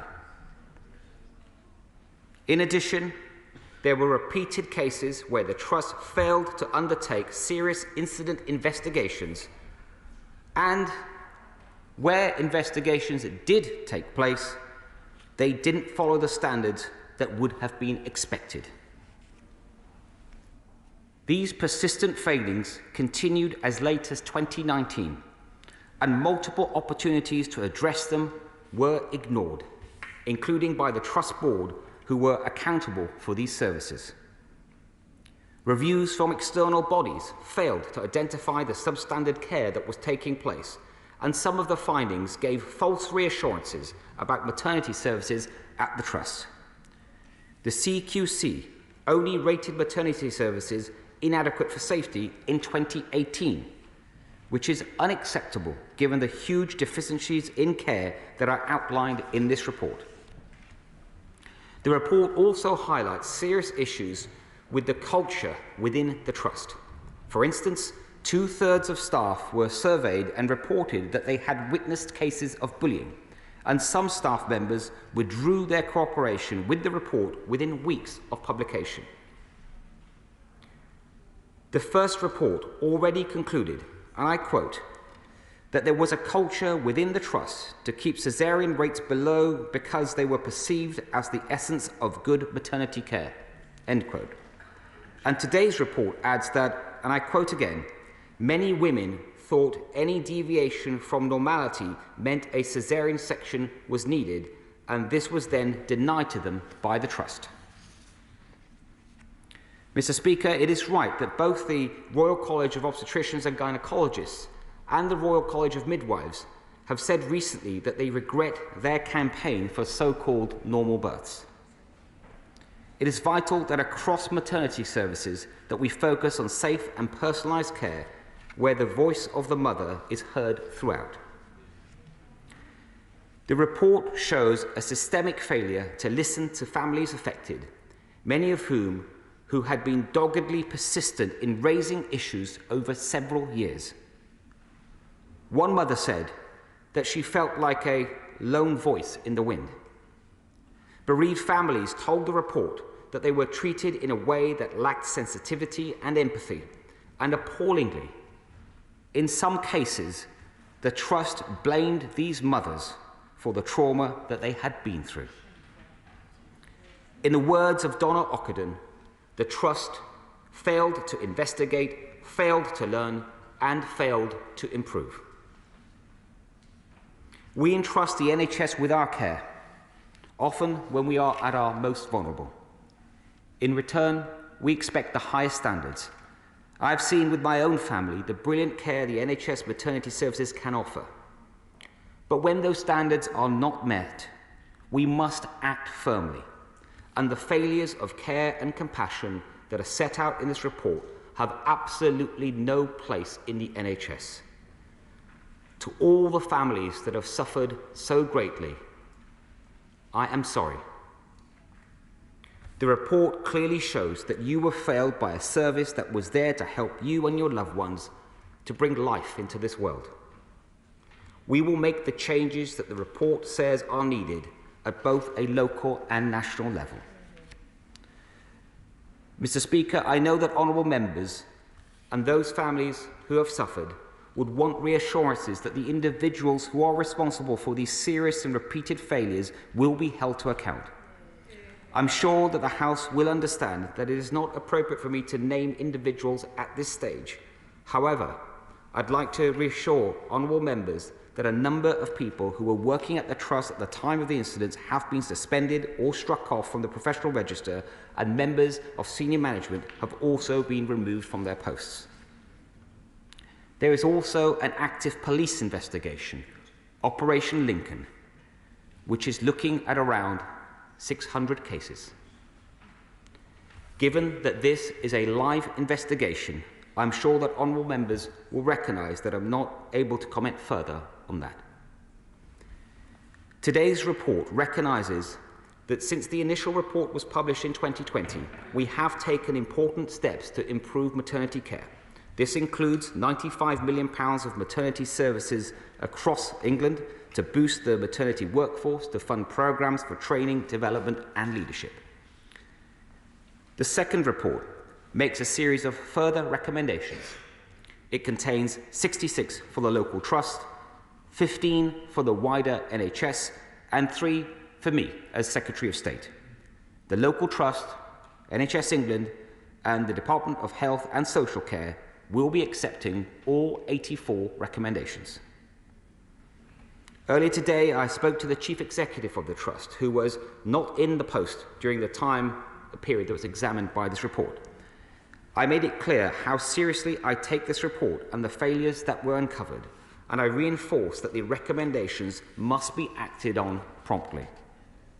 But as the report identifies, there are wider lessons that must also be learned, and it contains a series of actions that should be considered by all trusts that provide maternity services.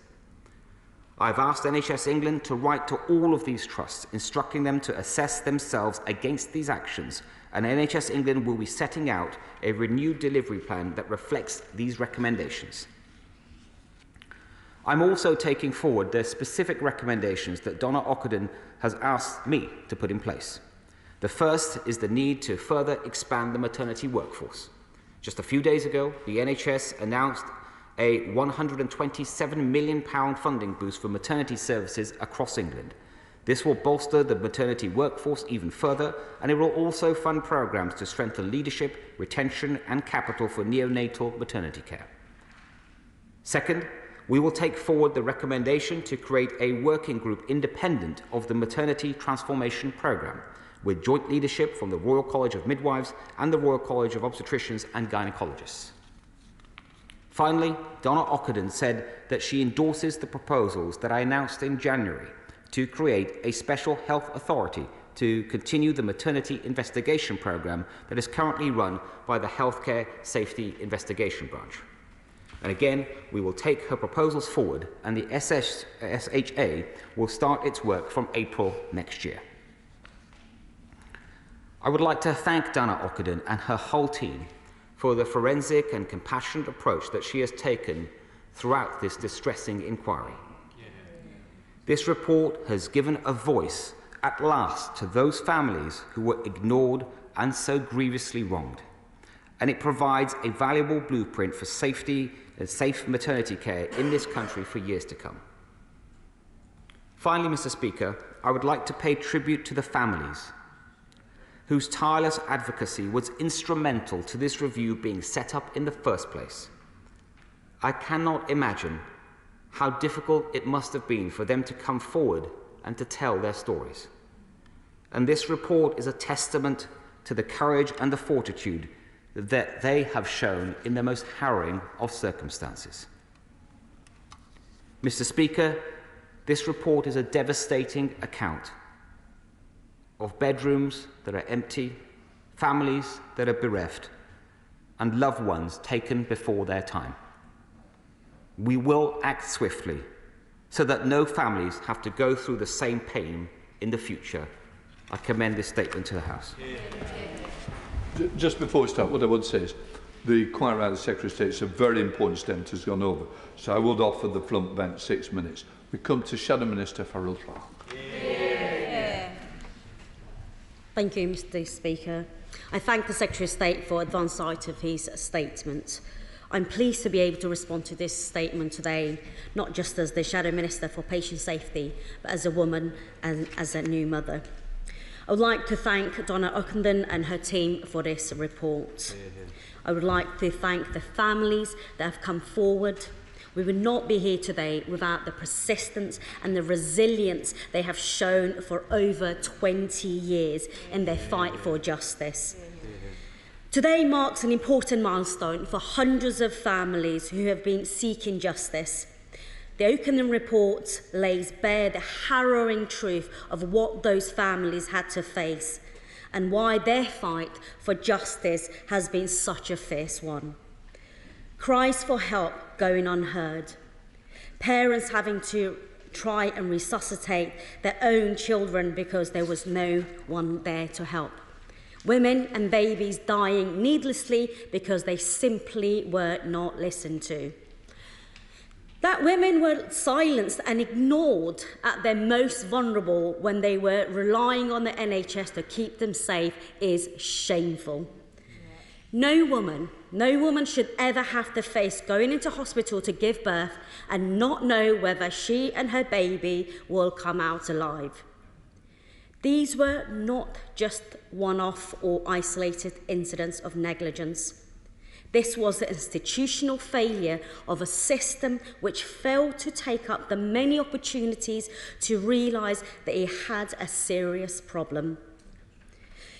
We are where we are today because of the persistence and the resilience of those families and their refusal to give up the fight to expose those failings. And the only comfort we can offer them is that their voices have been heard and that we commit today across this House to ensure these failings are never repeated. For far too long, patient safety issues and the voices of women have been an afterthought in health, leading to the kind of crisis we saw in Shrewsbury. This needs to change. Patient safety must be a priority for both health professionals and ministers.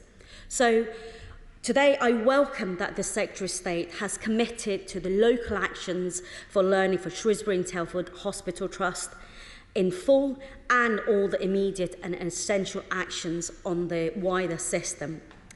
So will the Secretary of State come to this House later on this year to update on the progress being made on these actions? The report makes clear that you cannot run a safe service without a culture of transparency and accountability.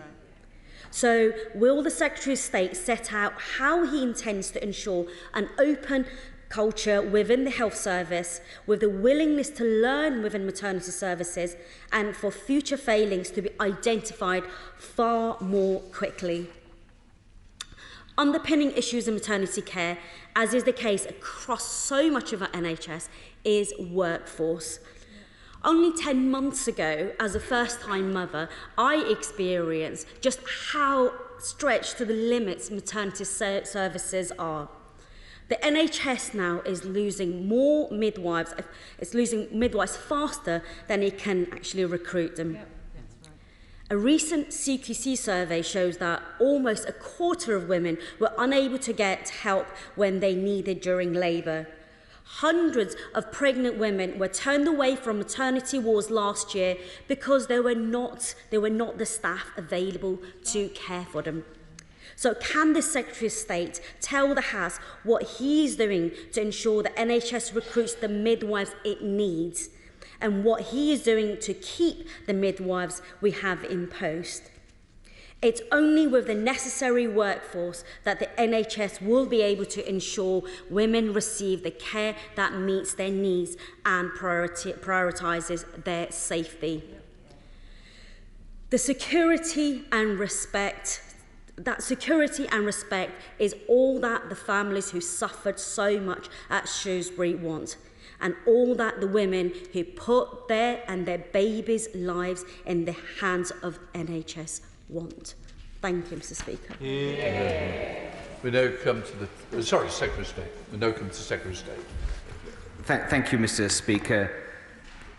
And can I thank the Honourable Lady for her remarks? And it's not often we get to say this in this chamber, but I agree with her wholeheartedly on what she just shared with the House. She's right to talk about this as a fight for justice, and she's right to point to had these brave families not come forward and been so persistent in coming forward with what had been done to them, what had gone wrong, this inquiry may never have happened, and she's absolutely right to say that, but also to talk about institutional failure at this trust, and the first report set that out in some detail, and today we're seeing that in much more detail. She talked rightly about patient safety, and she will know that the government has already set out plans to appoint a patient safety commissioner, and that particular appointment will be made soon, but we need to do much more than that.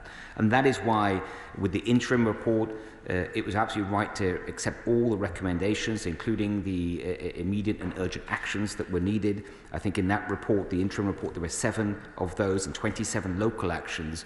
And I can also tell her and the House that the Trust has implemented all of those actions from the interim report. That was then backed by the £95 million of extra funding at the time. And then also, as I said a moment ago, the recommendations in this final report, many more recommendations, quite rightly so, that they have all been accepted and backed by at least £127 million of funding. Much of that will go to workforce. When it comes to workforce also, I think it's also worth saying, because she's right about the need to increase the size of the workforce, especially in terms of midwives, that when it comes to acceptances for student nurses and midwives, it's at the last year's acceptances, I think, were the highest that the country had seen in decades, but clearly there's much more to do. Comes to the Chair of the Select Committee, Jeremy Hunt. Thank you, Mr. Speaker. Today's report goes beyond my darkest fears. When I commissioned it as Health Secretary in 2016, I was approached by 23 families, and we hear today that over 200 babies might be alive today if better care had been provided. I want to thank Donna Ockenden and her team for an incredibly thorough investigation, and I also want to thank the Health Secretary for his compassionate and comprehensive response to the House today. Donna Ockenden doesn't use the word recommendation. She talks about immediately essential actions. So can I ask him what is his deadline by when all those actions will be implemented? Because that is something that every expectant mother in the country desperately wants to know. Can I gently say to him that whilst I warmly welcome more midwives and more doctors, it is not consistent to do that and to vote down the amendment from the House of Lords today on the health bill, which would make sure that we never had those shortages again. And can I too finally pay tribute to Richard and Rhiannon Stanton-Davis, Kayleigh and Colin Griffiths. Richard and Rhiannon came to talk to me about their daughter Kate, who died in 2009. Colin and Kayleigh's daughter Pippa died in 2016 when I was Health Secretary. And because of the blame culture and the culture of fear in the NHS, it was left to them and many other families to fight for justice. Can this be the last time that we put that burden on the shoulders of bereaved families and build a culture in the NHS which is open, transparent, accepts things go wrong, but hungry to learn from mistakes so that we never again repeat tragedies? Yes. Secretary of State. Mr. Speaker, I agree very much with my right honourable friend, and I also want to acknowledge that ultimately this report took place because of his decision to ask Donna Ockenden to do this independent review. But he's right that he, in turn, did that because of the bravery of families that had come to see him, especially Rhiannon Davies and Richard Stanton and Kayleigh and Colin Griffiths. And, of course, there are many other families. He's absolutely right to say that. He's in his question about the immediate and essential actions. With the interim report, there were 7 such actions. The Trust has implemented all of those across the NHS. They either are fully or partially implemented. With this report, there are also such actions recommended, and the implementation of that has already begun. Of course, we've just received the report, but I have asked for a timetable by when that will be done, and I want to see that done as quickly as possible. And then also, his point about workforce is very important, and I hope that he welcomes that for the first time the NHS has been asked to set out a 15-year workforce plan. Ellen Morgan. Thank you, Mr. Speaker. I just want to join my honourable colleagues across the House and start by thanking all of the families who've bravely come forward to share their experiences. In particular, Kaylee, Colin, Rhiannon and Richard, whose persistence have led to this review. And I hope that women and babies across Shropshire and Telford and Wrekin and the UK will be safer in the future as a result of their bravery. I'd also like to thank Donna Ockenden and her team for their thoroughness in reviewing so many tragic cases. I'm sure the Secretary of State will agree with me that this can never be allowed to happen again, and that the deaths of these 201 babies must not be in vain. This must be a turning point for maternity services in England.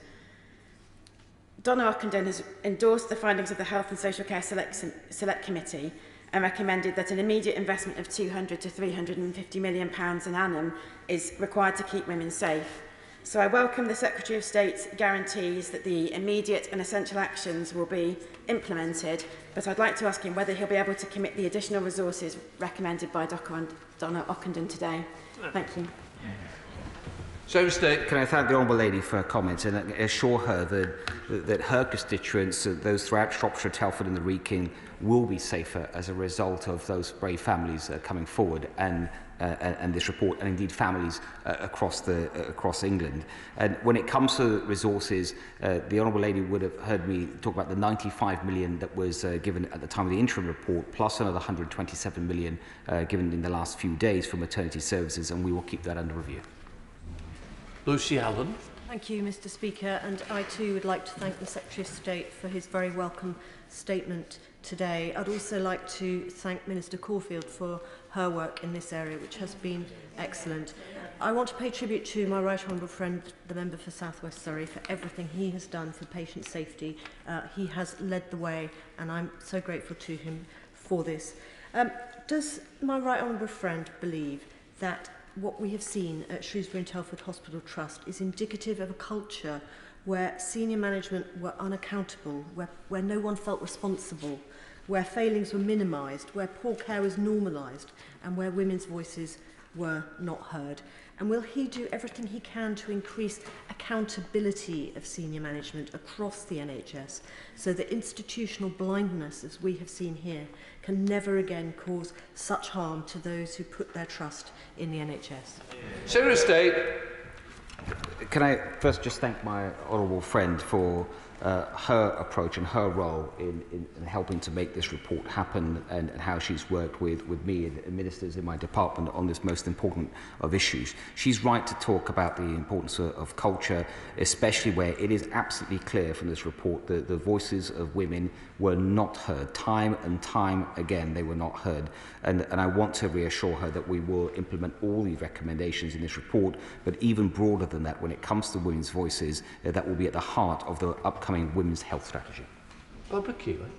Thank you, Mr. Speaker. Today is an important day for maternity safety, and we rightly pay tribute to the families directly affected, so many of whom have given evidence to the Ockenden Review. I want to quote James Titcombe, who lost his baby son Joshua during the Morecambe Bay maternity scandal. He said one of the most harmful experiences for the Morecambe Bay families was seeing influential people in the maternity world diminish the findings of the investigation report. I join James Titcombe in saying we must not allow that to happen with this report, and I urge the Secretary of State to ensure instead that the bereaved families should be allowed a process of truth, reconciliation and healing, instead of any denial of the truth of what happened. Secretary of State. I agree with the Honourable Lady, and she's right to raise the importance of the Morecambe Bay investigation, where I believe the report was completed in 2015, and there were 44 recommendations from that. I know that some of those recommendations, that 18 that were specifically for the Trust, have all been implemented, and there were 26 for the wider NHS that are being implemented. Philip.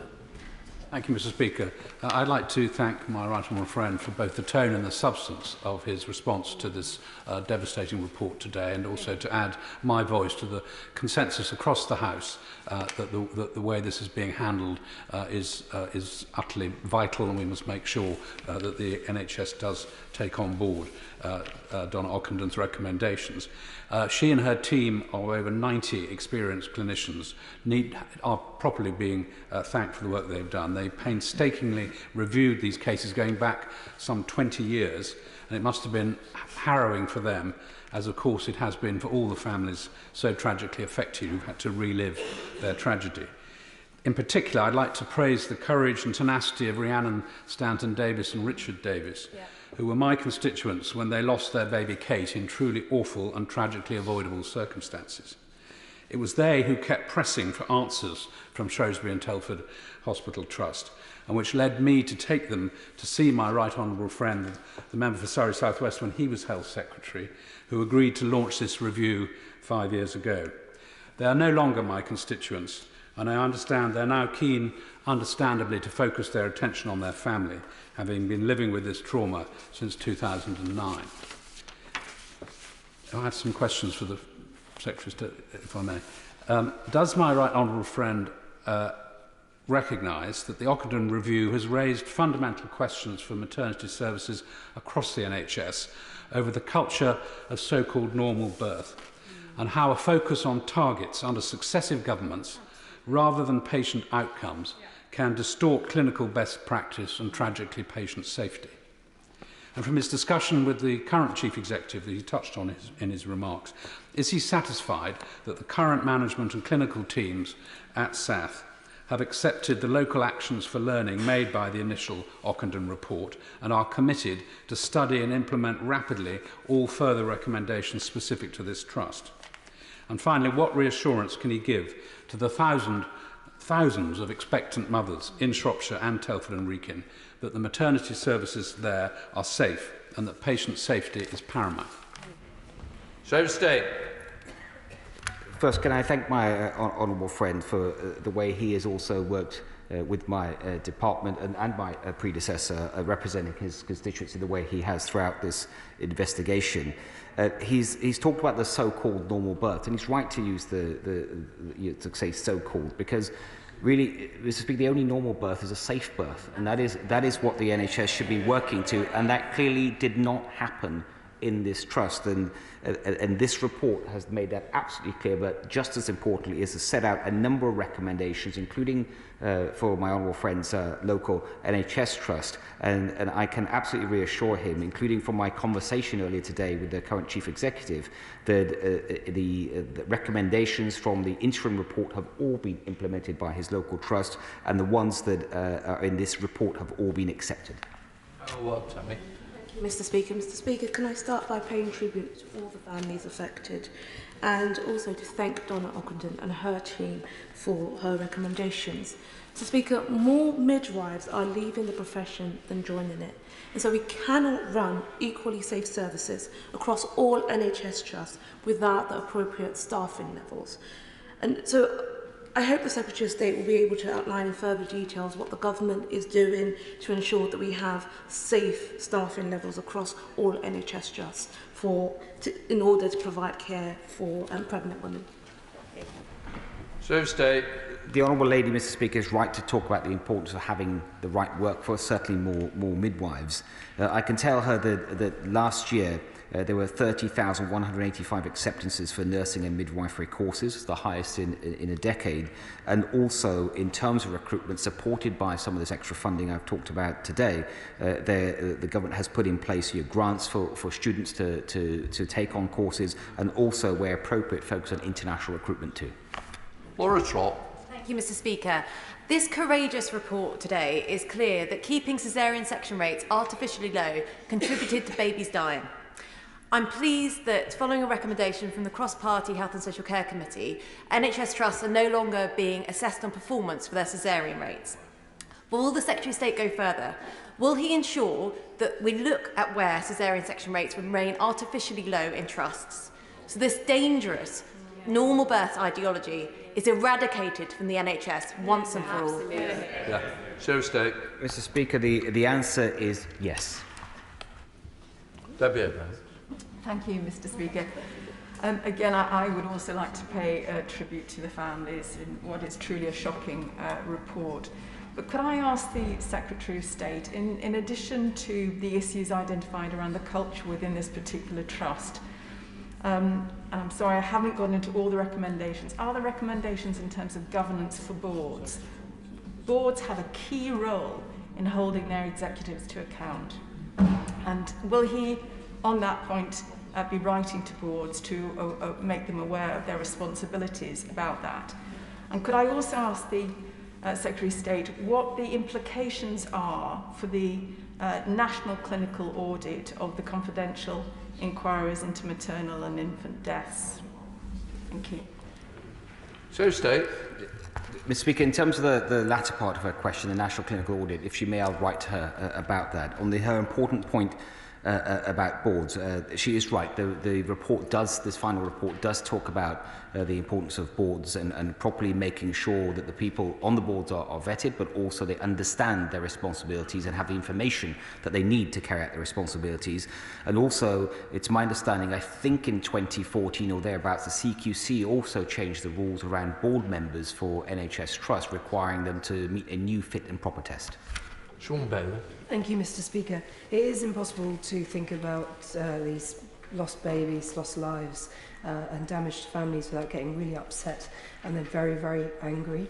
But the work I've been doing with midwives and families, mums and dads, in the last 6 months or so, shows me that this is not just one trust. We had thousands of midwives marching on the streets. We had the pandemic where mums were taken to social media feeling really marginalised and their voices not heard. But midwives are telling me they haven't wanted to speak out before because they don't want to frighten the mums and dads in their charge, and that's why they often feel that they're not heard themselves. So how is we've got to help them, because how is the NHS and the government going to reassure pregnant women and help the midwives reassure pregnant women, given all of this in the news at the moment? And how can we prevent other maternity services failing? Mr. Speaker, my honourable friend raised a very important point. There are hundreds of thousands of births in the NHS delivered through the NHS each year, and the vast majority of them are completely safe, as I found for myself and many honourable members in this House, including my honourable friend. But what we've heard about today is when it goes wrong and goes tragically wrong, but especially when it was avoidable. That's the point, when it was avoidable. And she's right to talk about the importance of other trusts in this. This is focused on one trust, but we know already that there was a problem in Morecambe Bay. We know there's an investigation going on in East Kent at the moment as well, an independent investigation. And so this is, there's action for all trusts, and that's why I think it's very important that the NHS acts on the recommendations for the wider NHS, and I act on the recommendations for my department, and we will certainly be doing that, and so will the NHS. Colin Lockhart. Thank you, Mr. Speaker, and can I thank the Secretary of State for his statement. Not one person could help but be moved by the account and by his sincerity in dealing with this horrific situation. I also want to commend all involved in the Occident report for their work on this issue. Our hearts break for the little babies, the mums, the dads and the family units who have been impacted by these horrendous practices, and today we remember and commend the bravery of the families of those who had the courage to speak out. Given the findings and the negative cloud that will be over all of those who work in maternity services, will the Secretary of State take this opportunity to thank those maternity teams right throughout this United Kingdom who day and daily bring new life into this world in a compassionate and professional manner? I think of the wonderful services in my own constituency of Upper Bann, in Craigavon Area Hospital, and I know today they will be saddened by what they're hearing in terms of this report, so I trust that you can commend them for the work that they do. I will warmly join the Honourable Lady in thanking and commending the work of maternity teams throughout the United Kingdom, what they do day in, day out, especially over the last 2 years with the pandemic, probably making it even harder than normal. And I know that many of those working maternity will, indeed all of them, will welcome this report, because they will want to see the very changes that are set out in this report. Jill Mortimer. Thank you, Mr. Speaker. I'd also like to thank the families for shining a spotlight on this. One of my children suffered from oxygen deprivation at birth, from what I now know are failings in my care. I was lucky though in my third pregnancy, sheer fluke, the GP practice I was registered with had a wonderful community midwife.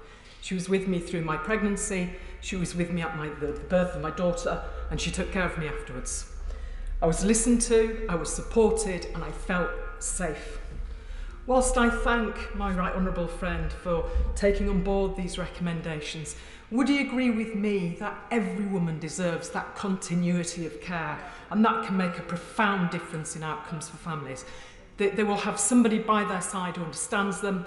They won't have to go through their medical history over and over again, often, missing out vital pieces. We should have loftier ambitions. Will my right honourable friend try and make it that every woman will have that opportunity to have their own midwife with them all the way? Severity. Yes, I agree very much with my honourable friend, and can I thank her for sharing with her House her own valuable experiences, but she's right to talk about the importance of continuity of care that is part of our maternity transformation plan. Welcome. Thank you very much, Mr. Speaker. Thank the Secretary of State for the report, and it's with sadness that we have to have a report such as this in front of the House. But in doing so, I want to maybe highlight a point in relation to, and check that we can do something about it, those who within the system, and there are many good people working within our NHS, unfortunately, probably the majority of people are there for the right reasons.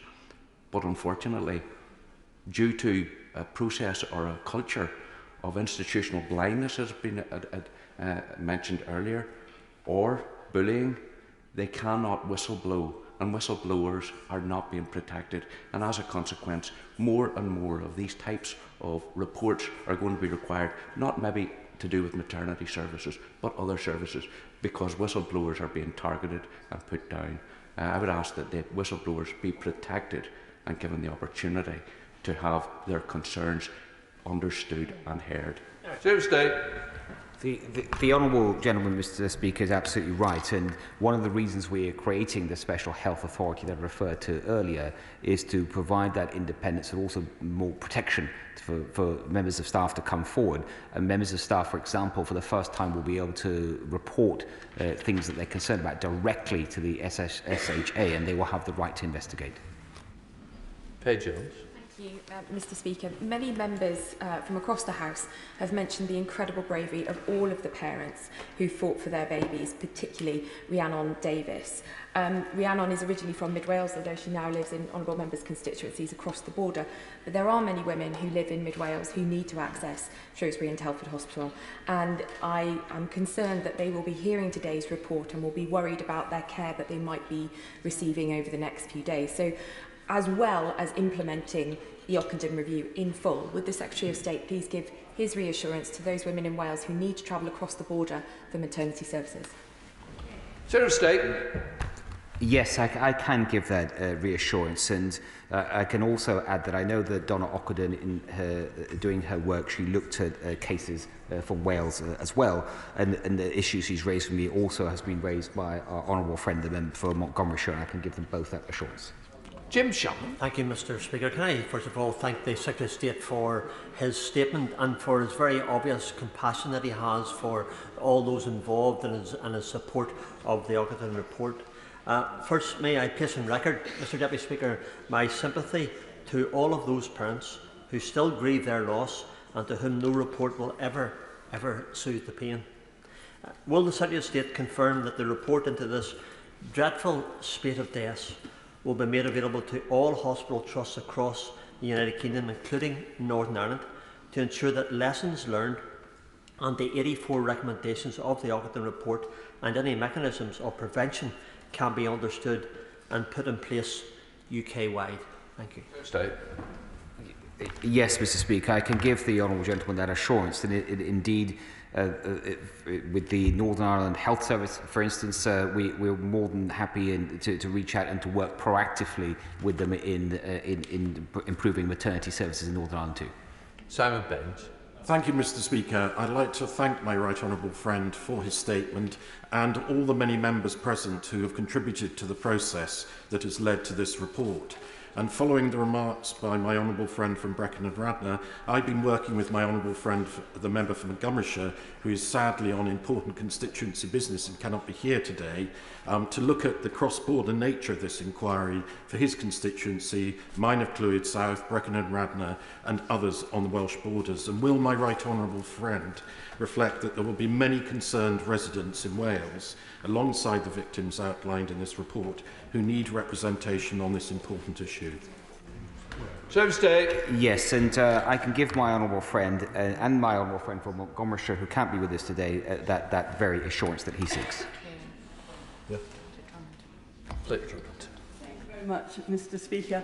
My right honourable friend said in his statement that the CQC only rated maternity services inadequate for safety in 2018, which is unacceptable. So can he assure the House that the CQC inspections are now rigorous enough that failings are picked up much earlier to prevent this type of thing happening again? Mr. Speaker, what I can assure my honourable friend is that there have been a number of changes already in the CQC's approach, but I cannot give her the assurance that it has changed enough, because this report has just been published and it's important to me to follow through and make sure where relevant that independent regulators are also making the changes that are set out in this report. I will, just actually to respond, just reminded to the question from the Honourable Lady opposite earlier, she was right to suggest an update from ministers on progress of this report, and I will make sure that happens and it picks up on this very question about the CQC as well. Thank you, Mr. Speaker. This House is united in our heartache over the lives lost and the lives destroyed, of the women silent, told that birthing has happened for centuries, so to shut up, or that it should be some sort of movie. I'm afraid that as an MP, I have concluded that NHS bureaucracy has a systemic problem of sexism.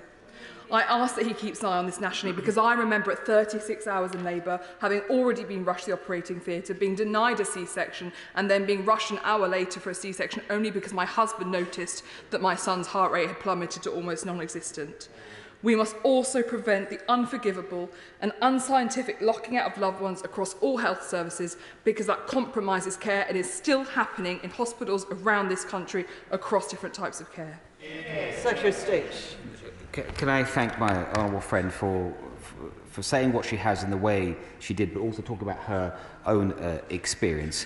And she's absolutely right to emphasise this point, that the NHS is there caring for everyone, regardless of their gender. But when it comes to women in particular, I hope she agrees with me. This is precisely why the government is right to want to set out, and we will do so shortly, a very detailed, for the first time ever, a women's health strategy. Thank you. That concludes the proceedings on that statement, and we will now move to the next item of business. I'll delay for a moment to allow members to quietly and quickly leave the chamber, and those who are coming for the next item of business to find their seats. Thank you. Statement, the Lord Chancellor. Thank you, Madam Deputy Speaker. Today I'm publishing the root and branch review of the parole system, and copies have been deposited with the Library of the House. Can I start by paying tribute to the CEO of the Parole Board for England and Wales, Martin Jones, and also the Chair, Caroline Corby, as well as all the members of staff who work so tirelessly to discharge their important responsibilities. They are dedicated and committed public servants.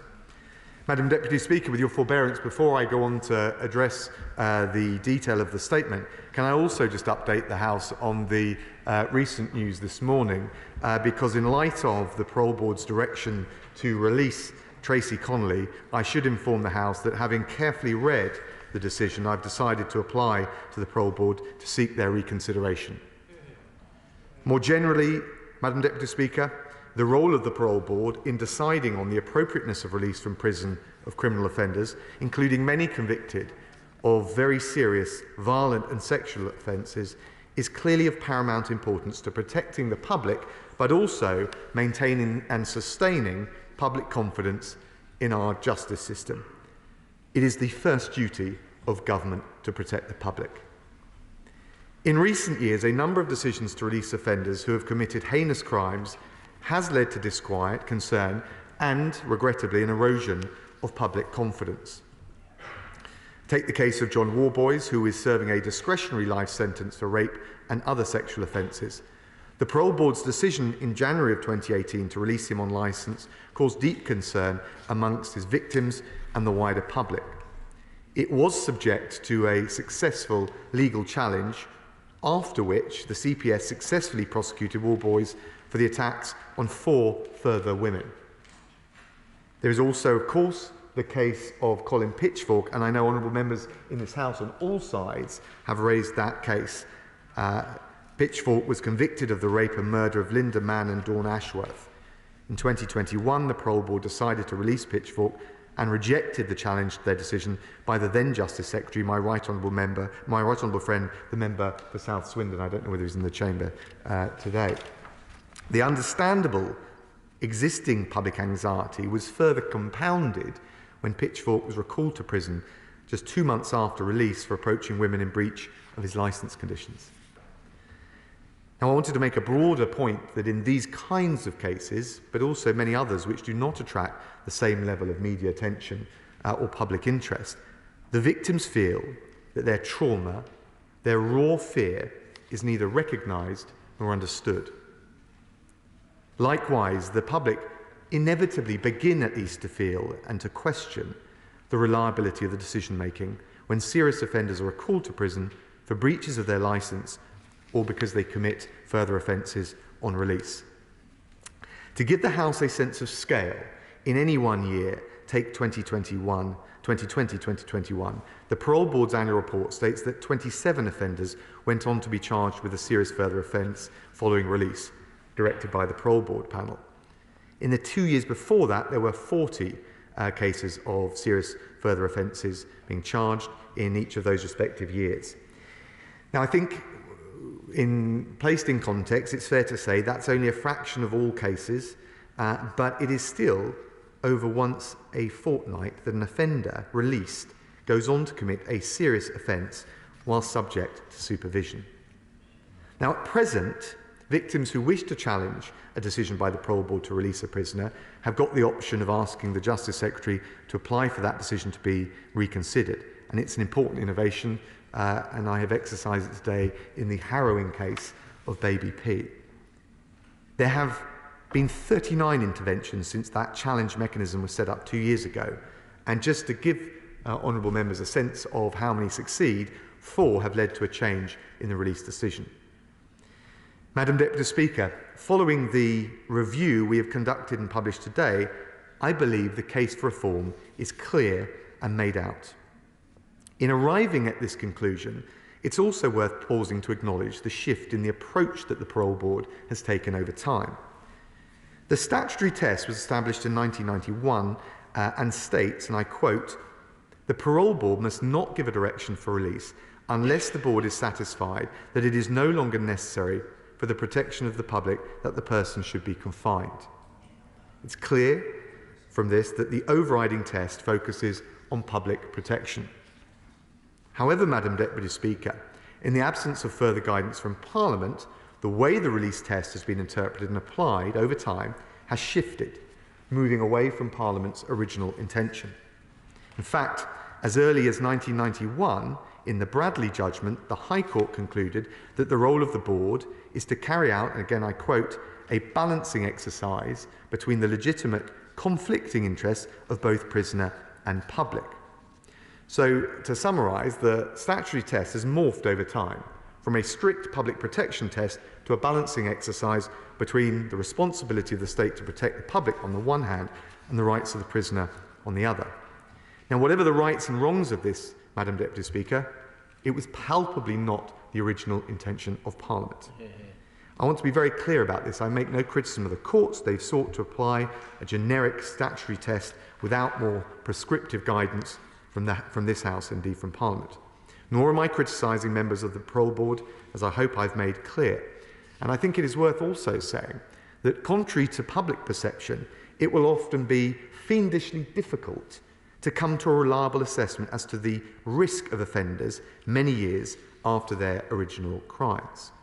And while psychiatric assessments and social science can offer some guidance, Risk assessments in these kinds of cases are inherently uncertain and inherently imprecise. And I think we need to be more honest and open about that in our public debate. In any case, Madam Deputy Speaker, I believe the focus in this critical decision-making has become adrift from its original moorings. So this government will anchor parole board decision-making back to the cardinal principle of public protection. When it comes to assessing the risk to victims and public safety, we will introduce a precautionary principle to reinforce public confidence in the system. And in cases which involve those who have committed the most serious crimes, we will introduce a ministerial check on release decisions exercised by the Secretary of State for Justice. Now, Madam Deputy Speaker, the package of reforms published today will strengthen the focus on public protection at every stage. First, we will revise the statutory test for release. We will replace the current approach, which balances the rights of dangerous offenders against public safety, with an overriding focus on public protection, providing in primary legislation further detailed criteria for the application of the statutory test. Second, we will make sure the Parole Board is better equipped to make credible and realistic assessments of risk. Madam Deputy Speaker, it is striking that as of last year, only 5% of all Parole Board panel members come from a law enforcement background. Now again, I make no criticism of the existing panel members, but I do point to what I believe is a significant deficit. I believe it is wrong, and that our reforms will ensure that those who we charge with making finely balanced assessments of future risk have greater first-hand operational experience of protecting the public from serious offenders. So we will change this imbalance by mandating the Parole Board to recruit more members with operational law enforcement experience, and the Ministry of Justice will run a recruitment campaign to bolster their numbers. Critically, in Parole Board cases involving the top-tier cohort of serious violent and sexual offenders, we will require by law that at least one of the 3 panel members has a law enforcement background. Madam Deputy Speaker, this brings me to the third key reform. For a top-tier cohort of high-risk offenders who have committed the most serious offences, we will introduce ministerial oversight over Parole Board decisions to release those offenders back into the community. Based on our assessment of the dangerousness of the offender, the risk of serious further offending, and public confidence, this top tier of offenders will comprise those serving sentences for murder, rape, terrorism, and causing or allowing the death of a child. In those cases, we will make 2 specific changes. The Parole Board will be able to refer a case to the Secretary of State for Justice if they assess that they cannot confidently conclude whether or not, on the evidence that they've got, that the statutory test for release has been met or not. In addition to this, Mr. Speaker, we will introduce ministerial oversight over any decision to release any offender in the top-tier cohort of serious offenders. So under our reforms and in that top tier of cases, the Justice Secretary will have the power to refuse release, subject to judicial challenge on very clearly prescribed grounds in the upper tribunal. I believe this is warranted as an extra check, an extra safeguard to protect the public. I have not yet ruled out entirely an alternative model which could establish a 3-person panel chaired by the Justice Secretary with the same power to refuse release subject to judicial review in the normal way. We will consider further detail of the mechanism to strike the most effective balance. Madam Deputy Speaker, we are making these reforms because the concept of risk is notoriously difficult to assess in these kinds of cases. We're doing it because the public expect their safety to be the overriding consideration, and because ultimately it involves a judgment call about public protection, and the public expect ministers to take responsibility for their safety. Madam Deputy Speaker, let me be equally clear. I do not believe there is no such thing as a risk-free society. We can't guarantee that no one released from prison will go on to commit a serious crime. Let's be very clear about that as we have a more honest debate about the assessment of risk. Nevertheless, I believe that these measures are necessary to reinforce public safety and public confidence, and we will legislate for them as soon as possible. I should also say that we will do so alongside our proposed Bill of Rights to ensure that the will of Parliament and that focus on public protection is not undermined by the Human Rights Act. And indeed, our reforms to parole yet again highlight the compelling case for a Bill of Rights. Madam Deputy Speaker, our fourth reform will increase victim participation in parole hearings, thereby delivering on this government's manifesto commitment. Now, I recognise that parole decisions will be immensely and acutely traumatic moments for many victims as they're forced to remember, to go through, to revisit the ordeal and the suffering that they've already suffered and been through. Some will not wish to be involved. Others will want their voices to be heard, and I believe that they should have that right. So we will give victims the right to attend a parole hearing in full for the first time, should they wish to do so. In addition, Madam Deputy Speaker, we will require the Board to take into account submissions made by victims and to allow victims to ask questions through those submissions. The voice of victims will be at the centre of the process, not just some lingering afterthought. Finally, Madam Deputy Speaker, although separate from parole decision-making, similar considerations of risk and public concern have arisen in the context of decisions to transfer prisoners to prisons in open conditions. That is why in December 2021, I changed the process to introduce a ministerial check on such decisions, guided by similar principles to those that I've already set out. That is what led to my decision this month to reject the Parole Board's recommendation to move Stephen Ling, who raped and killed a woman, to open a prison. I declined the move in the interest of public protection and public confidence. In sum, Madam Deputy Speaker, our reforms will ensure that those offenders who present the highest risk to public safety are reviewed more rigorously with additional ministerial oversight. Protecting the public is the government's top priority. The proposals in this review will reinforce public safety, and I commend this statement to the House. Steve Reid. Thank you, Madam Deputy Speaker, and I thank the Secretary of State for advance sight of his statement earlier today. And it is hugely timely, given the disturbing news about the potential release of baby P's killer, and I fully support the Secretary of State in seeking a review of that. In broad terms, I welcome his statement too. It's crucial that public protection is paramount and that victims are right at the heart of the criminal justice system. Currently, too many victims feel their views are not taken sufficiently into account, either in parole decisions or in sentencing, and this leads directly to public safety concerns that must be taken more seriously. Labour will put public safety at the core of our contract with the British people. Sadly, the same can't be said of this government. It's less than 2 months now since the convicted sex abuser Paul Robson walked out of a low-category open prison in Lincolnshire. After he escaped, the public were warned that Robson was a serious danger to women and children. He clearly should never have been in a low-security prison in the first place. The Parole Board made that recommendation, but it was the Secretary of State who approved it. He or his predecessors already had the necessary powers, they just didn't use them. So what will stop him from making serious mistakes like that again when he exercises his new check and oversight powers in potentially hundreds more cases?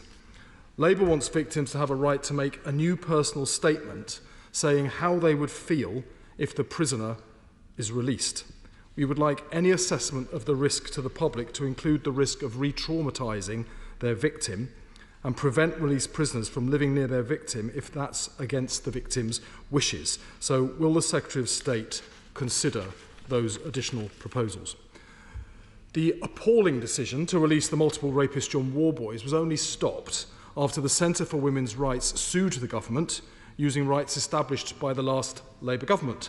Sir Peter Gross's review made sensible proposals to improve these rights, including the UK's margin of appreciation over interpretations we would all object to, but the Secretary of State would be throwing the baby out with the bathwater if he were to use that concern as an excuse to take away British rights that protect British people from dangerous criminals, as they did in that case.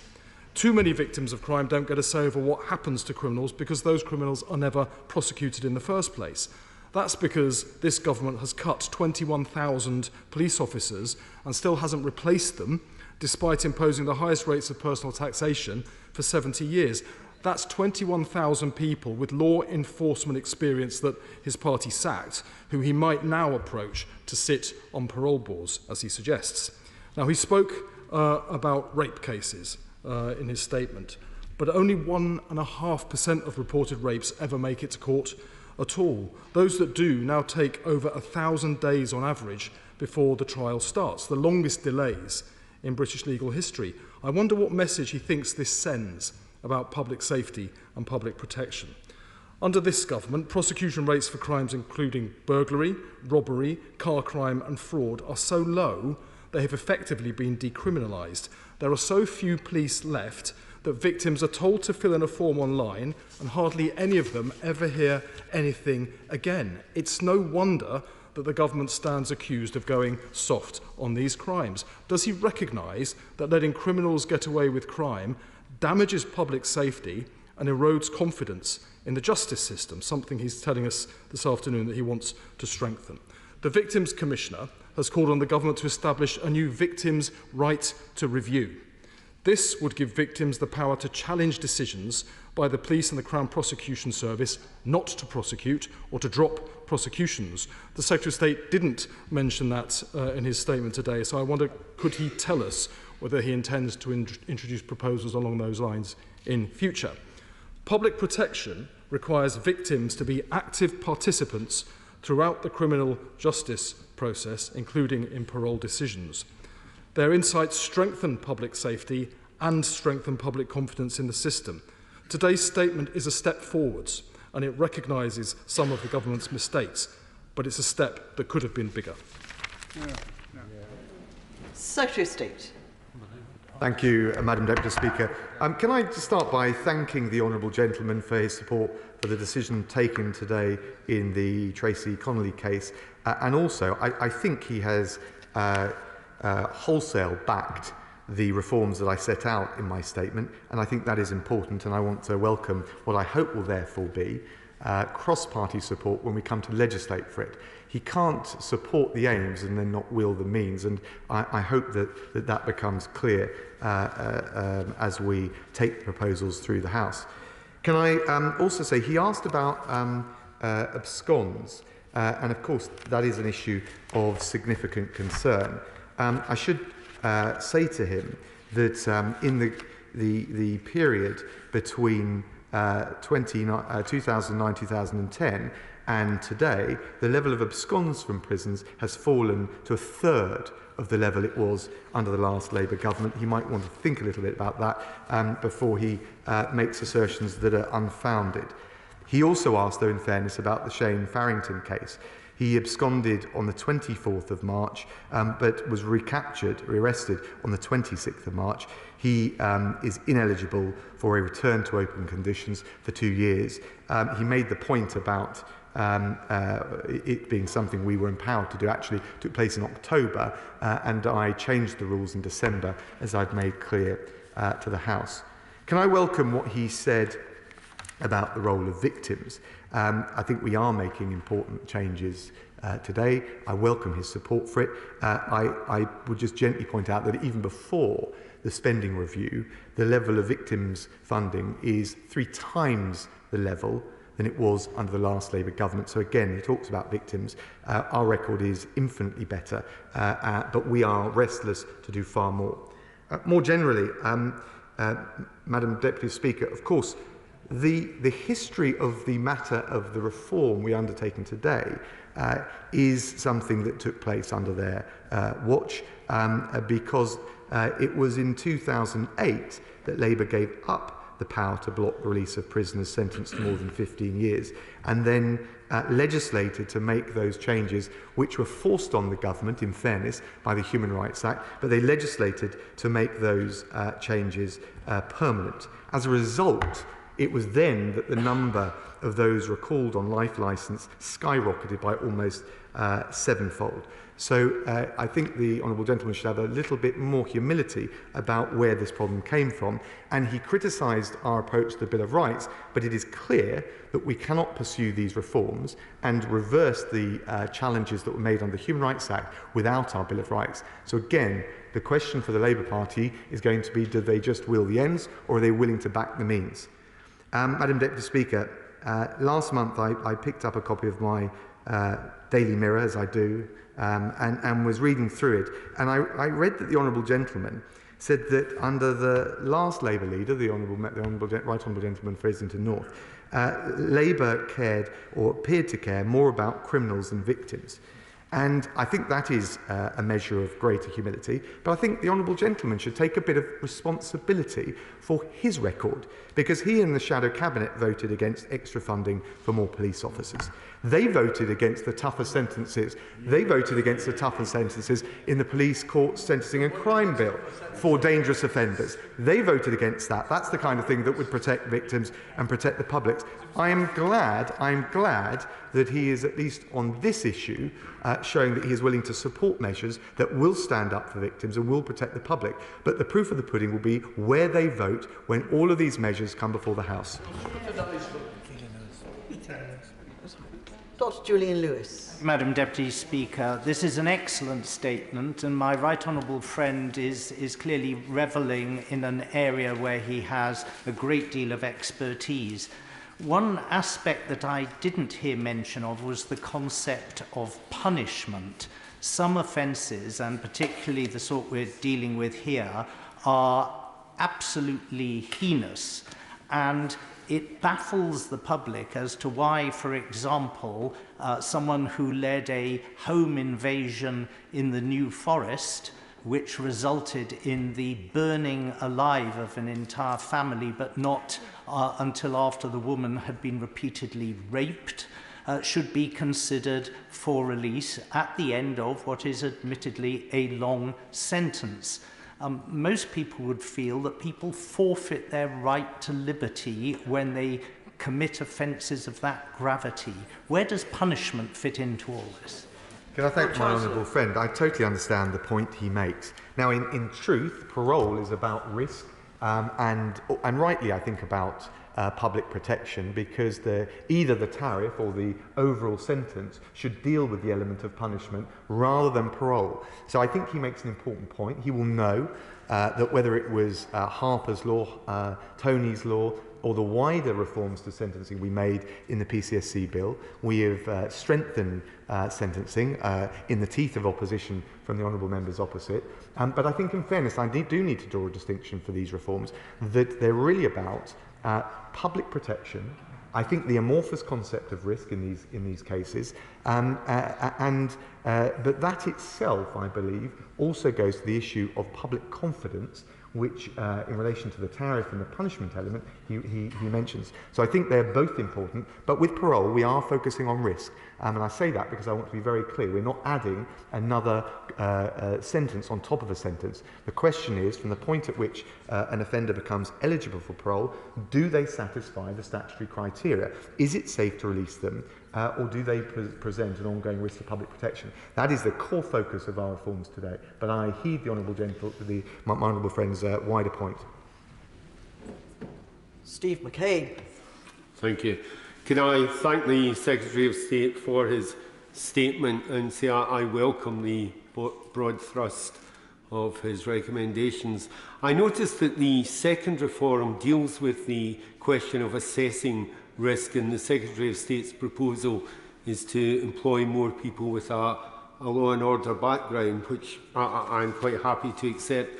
But I also noticed that the Justice Report in January of this year recommended enhancing the Parole Board's programme of training to include, among other things, critical analysis of offending behaviour programmes and risk management tools. Does he have any plans to take that on board as well? Can I thank the honourable gentleman for his very constructive and reasonable question. Look, we'll look at everything on training. And the truth is, the members of Parole Board come with vast depth of experience. My question is whether we've got the range right. And I think psychiatrists, psychologists have a critically important role to play.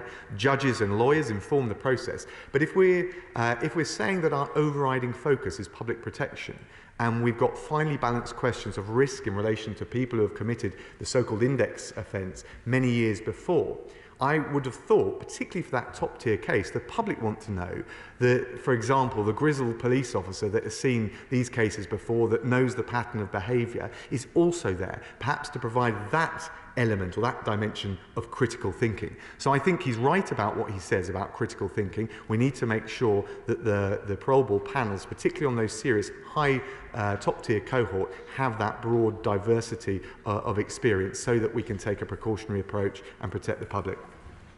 Siobhan Bailey. Thank you, Madam Deputy Speaker. I thank my right honourable friend for his statement, and I continue to be impressed by how he and the Ministry of Justice are gripping so many complex justice matters all at once. But this is about public safety, but also the perception of public safety, and the public rightly care about law and order. And I hear what strong words from the front bench opposite, but I think we can see by the lack of turnout from Labour MPs that they prefer to politic on this rather than do the hard graft of scrutiny. And on scrutiny, I really welcome my right honourable friend putting victims at the heart of the parole board decisions and allowing them input. Can you say a little bit more about how the parole board has taken to those proposals, and how we can also support victims as they're going through that process, because some of them will find even those steps distressing, even if they want to do it. Yes, Chancellor. thank my honourable friend for her tenacity on these issues, and she makes the same point my honourable friend did about public confidence, and there's no escaping this. Particularly if you think of the history of, honourable members think of the history of how parole and licence conditions and how we ended up with life terms after the abolition of the death penalty. The public need to have confidence that sentences match the crime and that their safety is the paramount importance. She asked about how we will help victims through that process, which is critically important because it must be gruelling, it must be traumatic. And I know from the consideration that I've had and the evidence I've seen how difficult that will be. We've already made some improvements in the process for victims. We, in 2018, introduced written decision summaries to improve transparency for victims. In 2019, we introduced the reconsideration mechanism, which I exercised today. In 2021, we announced our intention to enable public hearings and that victims would be able to attend those hearings as observers. We are saying that we're now giving them a much fuller role, as I explained in my statement. On top of that, of course, the statutory release test, and when the parole board considers it, they will take very clear account of the submissions of victims, but also victims will be able to ask questions through those submissions. Jim Shannon. Thank you, Madam Deputy Speaker. Can I thank the Lord Chancellor for that? I'm very encouraged by the steps that the Right Honourable Gentleman has introduced today. And what one victim, to address what one victim said to me, was a reprehensible parole system. That lady contacted me after the murderer of her son was released, and she saw him in the local Tesco's. She received no warning that he had been released early. So can the Lord Chancellor confirm that this legislation also contains a legal obligation for victims and their close family to be informed? And will the Lord Chancellor be in touch with the Minister at the Northern Ireland Assembly to discuss proposed legislation that he's referred to be brought here that can also be introduced to Northern Ireland? Thank you. Can I thank the honourable gentleman? The root and branch review will set out all of the victims' rights in the process. He'll be able to see that. Copies are now available in the House. Of course, we respect the devolved settlements on this, but we're always willing to engage with the devolved administrations around cross-cutting and common issues of common concern. Rob Butler. Thank you, Madam Deputy Speaker. The public will rightly expect that their protection is the overriding concern when serious offenders are assessed, either for release via the parole board or indeed transfer to an open prison, subjects on which my right honourable friend touched. And I know from my own time as non-executive director at HMPPS that open prisons can be an extremely important part of an offender's rehabilitation, especially at the end of a very, very long sentence. We've seen recent cases where the current test has clearly not worked effectively. So does my right honourable friend agree that time in an open prison should always be regarded as a privilege, certainly never an automatic right? And can he confirm that the measures he's already introduced and is going on to introduce further today will result in a more cautious approach that will make sure the public is always safe? Chancellor. Can I thank my honourable friend? I agree with everything he said. And I don't think there's a trade-off. In fact, I think the two things go together. We want to protect the public, but also identifying those who can be released either into open conditions or into society, who are ready to play the right role, reintegrate back into society, to work, look after their families, stay clean of drugs. All of those things go together. But ultimately, our objective is to protect the public, drive down crime and reduce reoffending. Deanna Davison. Thank you, Madam Deputy Speaker, and I thank my right honourable friend for his statement, but also for his engagement with me over my One Punch Awareness campaign, something on which I'm deeply passionate.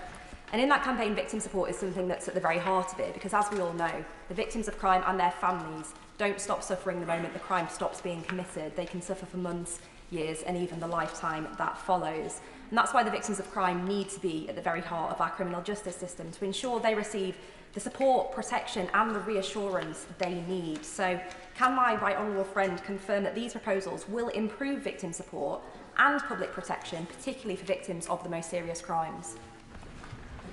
Well, can I thank the honourable friend and pay tribute to her tenacious campaign and know how difficult that must be for her as well. But it is very important, and she brings a huge amount of experience, but also personal experience to the chamber and for the changes we're making. I agree with what she said. We've set out, and I've set out for the House, the changes we're making for victims in relation to the parole decision-making process, but they are only one element of a much broader strategy, and of course we'll be bringing forward a victims' law, and again, I hope the whole House can rally around that so that victims feel they're front and centre, that they're listened to, that they're taken into account, that they're part of the criminal justice system, not an appendix to it. Matt Warman. Thank you, Madam Deputy Speaker. When Paul Robson escaped from the North Sea Camp Open prison in my constituency, the sudden presence of this violent rapist in the community was deeply traumatic, not just for his victims, but for all those people who live in and around the area that the prison occupies. By definition, although the parole board do immensely difficult work, the fact that he absconded means that he was in the wrong place. So can my right honourable friend reassure me that what he's announced today makes it far less likely for a convict such as Paul Robson to be in those conditions and to place the public at risk in the way that he did when he absconded? Can I thank my honourable friend? I can, and I think the changes we've already made that I made in December should give him some reassurance. There is no risk-free approach here, but what we do is we try and create safeguards to mitigate as best we can whilst maintaining a free society. And I also note that under successive governments, Conservative governments I should say, the number of absconds have fallen from 296 in 2009-2010 to 101 in 2020-2021. That's a third of the level. So we've got the security right, but we will continue to make sure we reinforce it. David Johnston. Deputy Speaker, can I warmly welcome my right honourable friend's statement today? Does he agree with me that in those most serious of cases, the public do not expect politicians to throw up their hands and say, well, it was a decision for the parole board? They expect them, as the ones accountable for keeping them safe, to step in and do so because it's their #1 job. Thank you. Thank my honourable friend. He's absolutely right. And the frustration is if we delegate from this place or from accountable ministers so much of our decision-making, particularly where we're talking about judgment calls, not a purely technocratic or scientific approach. The psychiatry and psychology can only take you so far. The public feel we've actually abdicated our responsibility. We're taking back control to provide a safeguard in those high-risk cases, and I think that's exactly what the public already expect of us. Paul Bristow. Thank you, Madam Deputy Speaker. And can I congratulate my right honourable friend on his statement? We sometimes forget that the most overriding reason, important reason we have prisons is not necessarily punishment, but is to keep the public safe. And I know my constituents in Peterborough would want the parole board to always be risk-averse on public protection when it comes to releasing criminals found guilty of serious crimes. So can my right honourable friend reassure the good people of Peterborough that you understand their concern and that public protection is at the heart of these proposals? Chancellor. Thank you, Madam Deputy Speaker. My honourable friend is absolutely right. Public protection must be the overriding priority.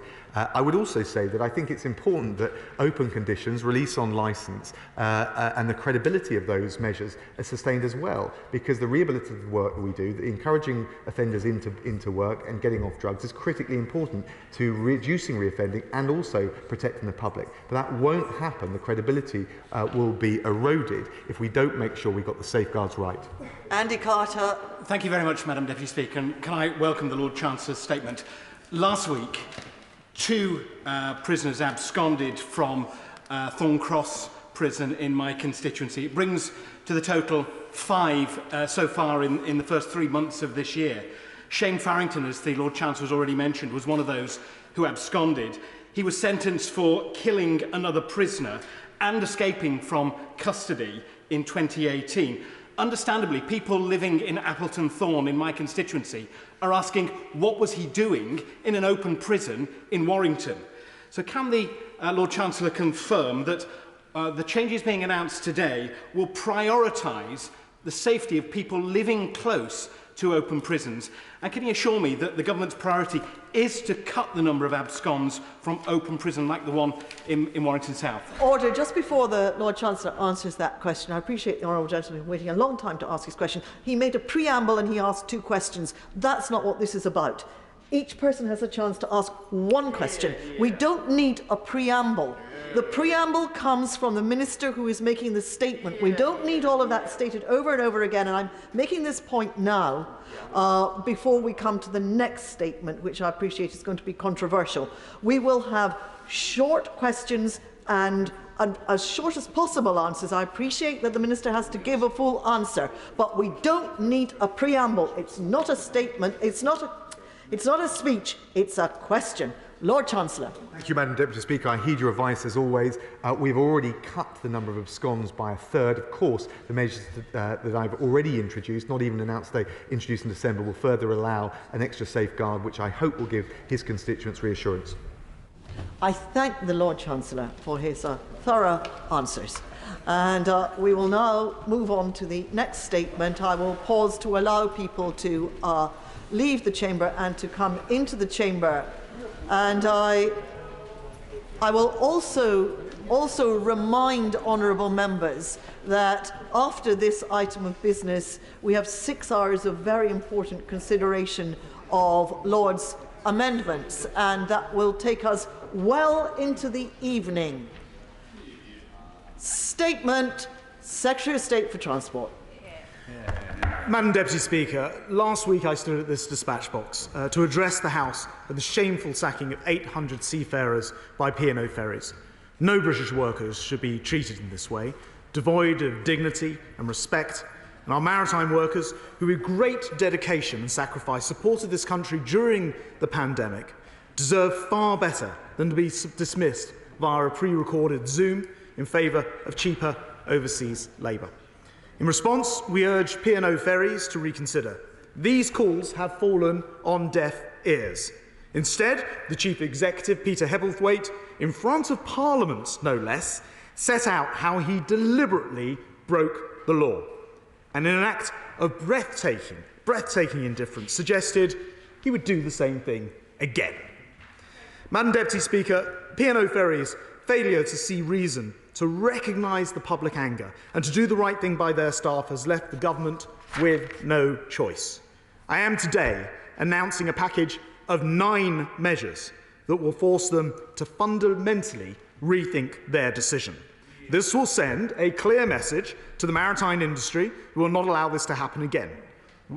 Where new laws are needed, we will create them. Where legal loopholes are cynically exploited, we will close them, and where employment rights are too weak, we will strengthen them.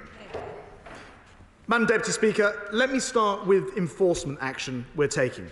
Far too many irregularities exist between those who work at sea and those who work on the land. Even where workers have rights, they're not always enforced. So the first measure I can announce is that HMRC will be dedicating significant resource to check that all UK ferry operators are compliant with the national minimum wage. No ifs, no buts. Second, I've asked the Maritime Coast Guard Agency to review their enforcement policies, checking that they are fit for purpose both now and in the future.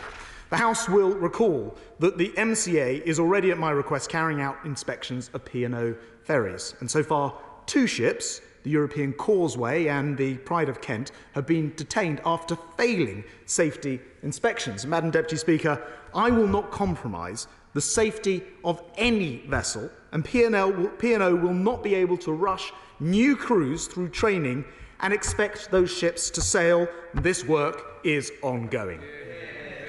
Madam Deputy Speaker, third, we'll take action to prevent employers who have not made reasonable efforts to reach agreement through consultation from using fire and rehire tactics. A new statutory code will allow a court, an employment tribunal to take the manner of dismissal into account, and if an employer fails to comply with the code, impose a 25% uplift to a worker's compensation. Madam Deputy Speaker, I've made no secret of my view that P&O Ferries boss Peter Hebblethwaite should resign. He set out to break the law and boasted about it to this Parliament. So I've written to the CEO of the Insolvency Service, conveying my firm belief that Peter Hebblethwaite is unfit to lead a British company, and I've asked them to consider his disqualification. The Insolvency Service has the legal powers to pursue complaints where a company has engaged in, and I quote, so-called sharp practice. Surely the whole House agrees that nothing could be sharper than dismissing 800 staff and deliberately breaking the law whilst doing so. It is, of course, for the Insolvency Service to decide what happens next, but in taking this step, I want to ensure the outrageous behaviour is challenged. Madam Deputy Speaker, it's a hard truth that those working at sea do not enjoy the same benefits of those working on land, which brings me to my 5th element of the package today: a renewed focus on the training and welfare elements of flagship maritime strategy. We're already investing £30 million through the Maritime Training Fund to grow our seafarer population, but I will go further, pursuing worldwide agreements at the International Labour Organization, where we'll push for a common set of principles to support maritime workers, including an international minimum wage, a global framework for maritime training and skills, and tools to support seafarer mental health. 6th, we know that P&O ferries exploited a loophole. They flagged their vessels in Cyprus to escape UK laws. So we will take action on this too. And we therefore decided that from next week we'll reform tonnage tax to come into effect, meaning that maritime businesses set up in the UK will have unnecessary red tape removed, will have provisions which are no longer required from the EU removed, and by doing so will increase the attractiveness of UK flagging and bring more ships under our control and thereby protect the welfare of seafarers. Madam Deputy Speaker, much of the maritime law is governed by international laws, obligations and treaties. And this means that we cannot hope to solve the problems alone. So the 7th plank of our package today is to engage with international partners.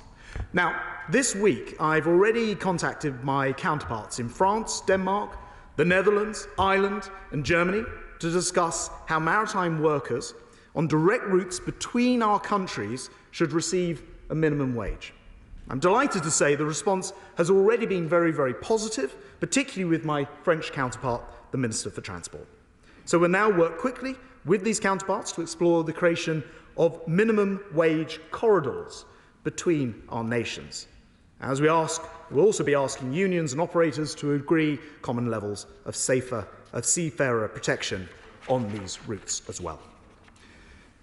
Madam Deputy Speaker, I've set out how we'll step up enforcement, how we'll support the workforce in the long term, how we'll get more vessels flagged under the British flag, how we're working with international partners to create minimum wage corridors.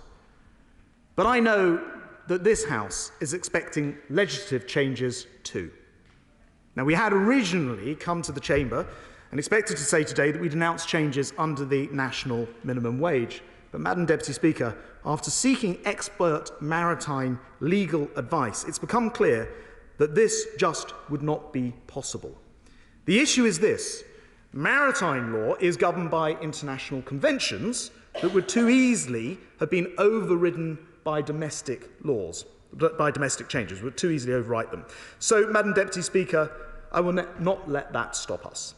Seafarers deserve the same wage certainty as onshore workers, safe in the knowledge that, at a moment's notice, they won't be undercut by cheaper overseas labour. So today, we are providing that certainty. I can announce to the House our 8th measure, our intention to give British ports new statutory powers to refuse access to regular ferry services which do not pay their crew the national minimum wage. We'll achieve this through primary legislation to amend the Harbours Act 1964, and it means that if companies like P&O Ferries want to dock in ports such as Dover and Hull and Liverpool, they'll have no choice but to comply with this legislation. Crucially, it means that P&O Ferries can derive no benefit from the action that they have disgracefully taken. They have fired their workers to replace them with those who are paid the minimum wage, and as a result of this measure, that cynical attempt will fail. So my message to P&O Ferries is this: the game is up. Rehire those who want to return and pay your workers, all of your workers, a decent wage. Madam Deputy Speaker, the government wants to bring this legislation forward as quickly as possible. It's important to get it right.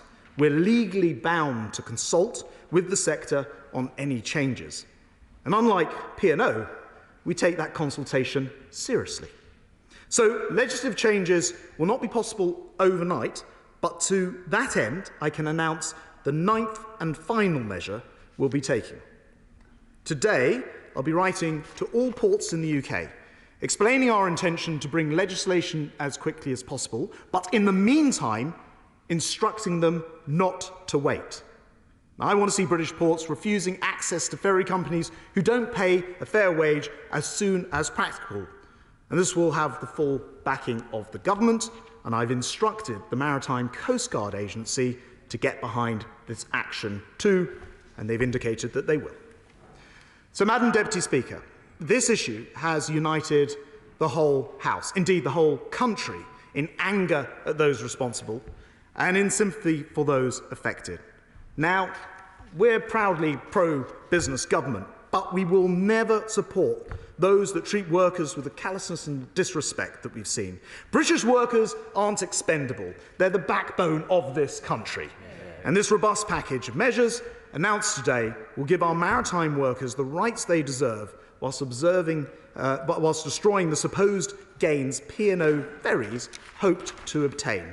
They'll send a clear message that if you are using British waters and British ports to ply your trade, then you must accept British laws, and I commend this statement to the House. Louise Haigh. Thank you very much, Madam Deputy Speaker. And can I thank the Secretary of State for advance sight of his statement and for the briefing he gave me on these measures last week. Madam Deputy Speaker, I know the whole House agrees that the action taken by P&O Ferries was beneath contempt. A sense of fair play and decency runs deep in this country. It's part of who we are. So the sight of a rogue employer who has made a mockery of our rule of law, trashed the reputation of a great British brand and upended the lives of 800 families, saying he would do it all again, offends people deeply. The test, therefore, for this government in the eyes of the country is simple. Do not let them get away with it, because for too long they have. The warning sirens have been sounding for years. P&O Ferries have been exploiting workers in plain sight. In this House, the government was told repeatedly of seafarers on destitution wages, some earning just £1.74 an hour. My honourable friend, the member for Hull East, warned, if the government failed to act, how long will it be before we see the same thing happen on other critical shipping lanes? The gate was left wide open, and P&O Ferries have sailed straight through it. So the steps announced by the government to insist on the bare minimum cannot come a moment too soon. It is a move we warmly welcome and which has our wholehearted support. But can the Secretary of State confirm that the national minimum wage will apply on the entirety of all UK international routes through the harbour legislation he's outlined, not just in British waters, as P&O seemed to suggest yesterday? And I very much welcome the Secretary of State's action to instruct the Insolvency Service to consider the CEO's disqualification. When will the Insolvency Service respond so the Business Secretary can seek an order for his disqualification before the court? However, Madam Deputy Speaker, the letter yesterday from P&O showed in black and white that regardless of this proposed legislation, they still intend to carry out their outrageous plan. To sack 800 workers, to trample over the laws of this country, to take an axe to the pay and conditions of their replacements and force through a 60% pay cut even with this legislation in place. This is, as the Joint Select Committees were told last week, fire and rehire on steroids. And P&O ferries must not get away with it. That is why the government's reluctance to use every tool at its disposal to force them to change course is bewildering.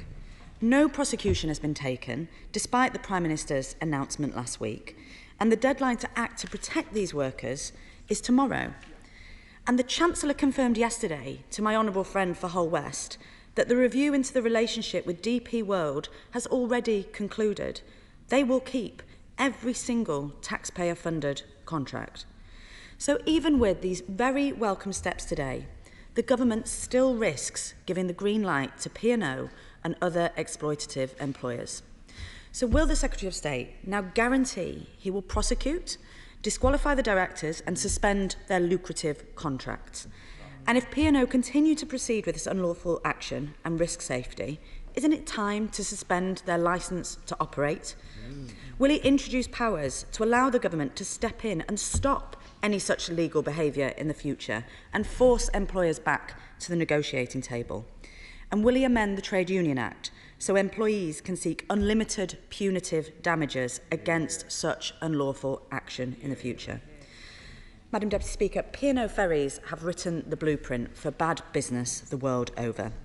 They must know there will be consequences, because this scandal extends well beyond P&O. It is the consequence of a decade in which the axe has been taken to workers' rights.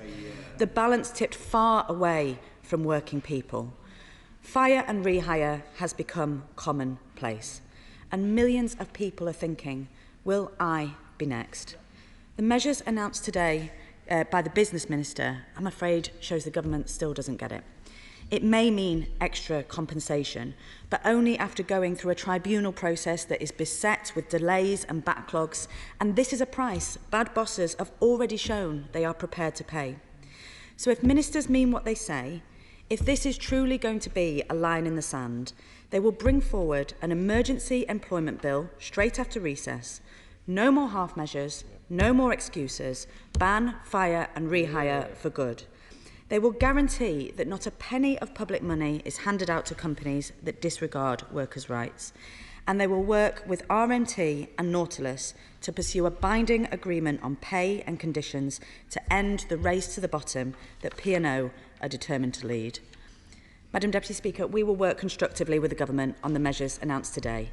But 13 days on from this scandalous act, key shipping routes are still suspended. 800 workers are still without their jobs. Those responsible have no regrets, and time is almost out. The stakes could not be higher. To reverse this scandalous act, the action of ministers must now match their words. Deputy Speaker, I want to actually thank the Honourable Lady, because actually throughout this crisis she has been very proactive in getting in contact, providing additional ideas and thoughts, many of which have actually been entered into the package today, and it's been, broadly speaking, pretty constructive, along with a number of other members from across the House. She asked a number of specific questions. I'm going to answer them very quickly. She asked about the extent of the intention here. It is for routes which ply the trade between Britain and our continental neighbours, which is why I mentioned the individuals that I've contacted in those foreign governments. She asked about the speed of the insolvency service. They're, of course, independent, so we don't have a direct control over that. I very much hope that they will act appropriately quickly. She asks about court action and why the government hasn't taken any. It's because the government is not in the position to take the court action. That's for the unions and for the workers, and we understand the limitations of that, which is why I've described some of the items here. She asks about P&O contracts. We have looked and haven't identified any in the spirit of cooperation to all members of the House and her in particular. If anyone is aware of any contracts which we've yet to uncover, we haven't found any so far. The only two were historic during coronavirus. She mentions how this might be indicative of a wider issue of perhaps this government's approach towards employees. I just want to gently mention that it was this government in 2020 that introduced the national minimum wage extended to seafarers on domestic routes. We did that, not any other government, and that it was indeed in 2005, when Irish ferries introduced this low-cost approach, which has forced P&O's hand, according to P&O. 2005, I seem to recall this chap called Tony Blair used to stand at this dispatch box. Hugh Merriman. Madam Deputy Speaker, thank you very much. Can I not just welcome these package of measures, but also thank, and I hope it will be on behalf of the whole House, the Secretary of State for the leadership that he has shown. We have real urgency now in this, and that's what we asked for, and that's what we've got. I thank him for that. Could I ask him, with regards to consultation rights, P&O Ferries came before our committee last Thursday and said that they were basically buying out those rights from the workers because they could. Would he consider in the longer term some power of the insolvency service to have some injunctive relief to stop the actions of P&O Ferries? They've effectively audited our legislative book and found it wanting. Yes, it's certainly something we're considering. I want to thank my honourable friend for his work, his select committee, and the other one who brought the P&O boss in here. I think it astonished the House, but also the whole country to hear that testimony has directly led to the package that we have today. And item number 6 goes some way to addressing his specific point as well.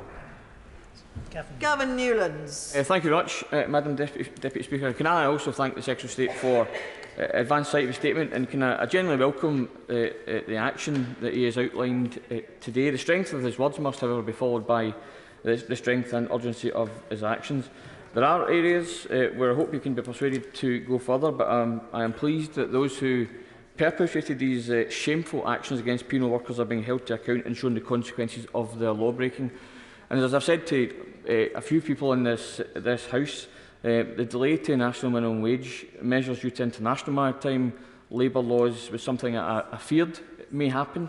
I commend the Secretary for trying to find a workaround, but perhaps you could give us some more detail on that, and perhaps if will, in the meantime, indemnify ports with any action they may take against ferry operators. The movement on fire and rehire is welcome, particularly given the work many members across the House have done in recent years. However, but this is where I depart from the praise for the Minister, because, as I said to the Minister sitting beside him, I've had many British Airways workers contact me in the last few days, asking where this progressive, nay socialist Transport Secretary was when British Airways workers were being threatened with fire and rehire. And if I just reference his statement, he says, "We will take action to prevent employers who have not made reasonable efforts to reach agreement through consultation from using fire and rehire tactics." And I would say to him that no threat of fire and rehire, whether followed by consultation or not, is reasonable. It must end, and it must end now. The chairs of the Transport and Bay... I've skipped on too far, Madam Deputy Speaker.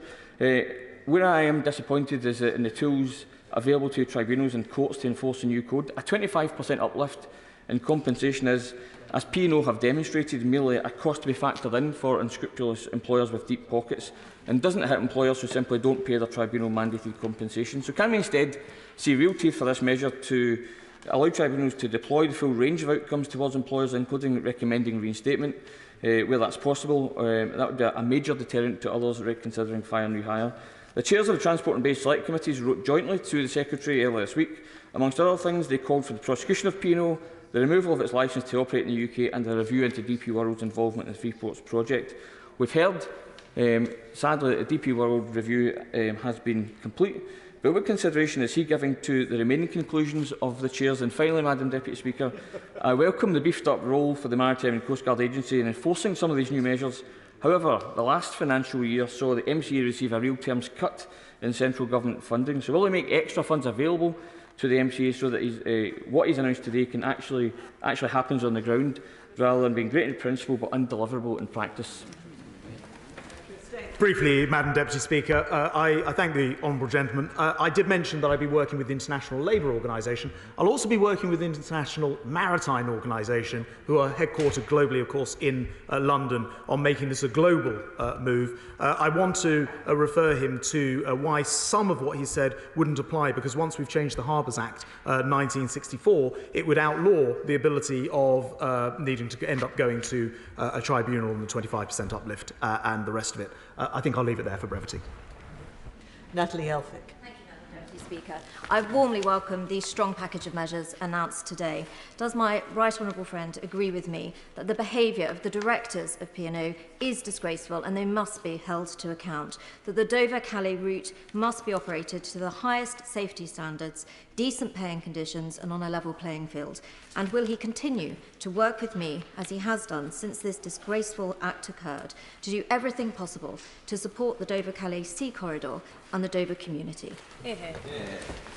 Madam Deputy Speaker, I want to thank my honourable friend for her incredible input into this, right in Dover there, at the front line of any impacts when ferries are not running. Her contribution and assistance, her guidance have been absolutely invaluable. I'll absolutely step up to her asks on this. And in particular, I just want to stress, I think probably on behalf of the whole House, in this House, we find it unacceptable that somebody would deliberately and knowingly and wantingly go out of their way to break the law in sacking these staff. We will not take that line down. The law will be changed. And I'm afraid P&O ferries, although as of last night didn't realise it, will have to U-turn.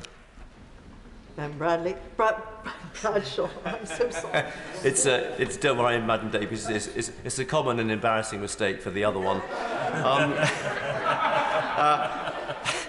Could he explain in a bit more detail why he thinks he doesn't have the powers to seek an injunction to prevent this company behaving deliberately, disgracefully, and, as he just described, illegally? I'm grateful to the honourable gentleman. Look, I've taken a lot of legal advice this last 10 days or 2 weeks, and we simply have not found the power to exist in the form that he describes. And maritime law is complex. It's also international in nature. And so we have looked through every possible solution, and the Harbour Act 1964 is the way to deliver this. But in the meantime, to have the Maritime Coast Guard Agency making sure that we can bring these benefits much sooner than the laws pass through this place. Stephen Metcalfe. Thank you, Madam Deputy Speaker. It is clear that Peter Hepplethwaite has no intention of acting with honour, but I do hope that this package of measures will at least give him pause for thought. I hear the calls for further action against the parent company, DP World. I would just gently point out to those saying that is not without its consequences. As home to London Gateway in my constituency, there are hundreds of people employed there as well. So I want them to act cautiously. However, I do call upon DP World, the parent company, to look closely at the actions of Peter Hepplethwaite, because he is damaging their reputation, he is damaging their relationship with the government, and he's damaging their relationship with me. Get him to do the right thing. Madam Deputy Speaker, my honourable friend's absolutely right about the reputation of P&O ferries being ripped to shreds in 14 days in a way that I can't think of any other company in corporate history. It's very important that their owners understand they are very, very welcome in this country to invest and to create employment. But we take employment law seriously, and they need to understand that, and they need to deal with this P&O situation. Otherwise, that will not be smooth. Alistair Carmichael. Thank Thank you, Madam Deputy Speaker. I very much welcome the Secretary of State's statement today. I think this is one of the most substantial and significant statements I've heard as almost 21 years as a member in the House who has taken a close interest in the matters of the merchant marine. And I hope that this is the start of a very different practice than that we've seen in recent decades. One of the problems that we've had over the years is that when successive governments were introducing the tonnage tax and refining it, there was a link to training, but not enough link then to post-training employment. That is the sort of thing that's got to change. Protection has got to be given not just to officers but to ratings. So when he's constructing the next round of the tonnage tax, will he listen first to the unions representing the ratings and the officers and not just the shipping companies? Well, needless to say, I'm very grateful for the Honourable Gentleman's comments on this statement. And it is a serious attempt to sort out something which internationally has not been satisfactory for a very long time because of the global nature of shipping. He's absolutely right to zero in on the tonnage tax. As he knows from, I think it's the 4th of April, there'll be an opening for the tonnage tax, the first time in many years. And if we can get this right, we can not only obviously use the tonnage tax to improve the industry, but actually to drive the right kind of behaviour, and with ships, more ships flagged under the British flag, lead, as we do as a maritime nation, not only with the IMO here, but using the tonnage tax to pull those ships along. Damien Green. Thank you, Madam Deputy Speaker. I congratulate my right honourable friend on the package of measures he's announced, and I very much hope they're effective. One of the immediate effects of P&O's disgraceful action has been massively to reduce the capacity of freight to go across the Channel, and that has had the predictable knock-on effects of emergency measures needed on the Kent motorway network, causing disturbance and some misery to my constituents and others across Kent. As well as these measures, does the Department have any proposals to mitigate the problems with cross-channel freight and therefore to mitigate the effects on the M20 and other roads in Kent as well?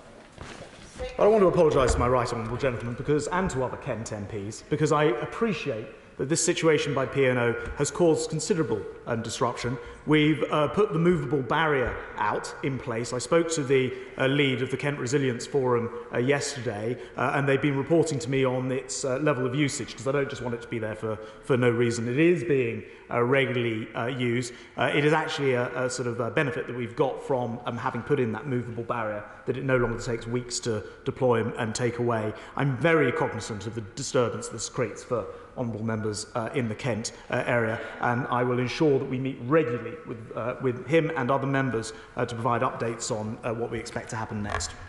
Jeremy Corbyn.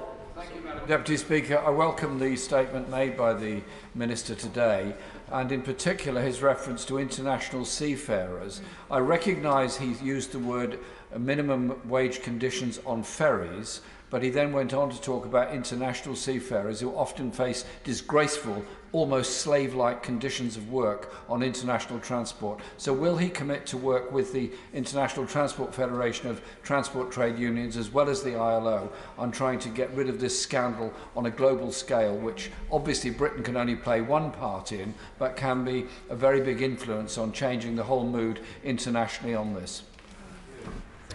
Well, the right honourable gentleman is right to point out that this is an international issue.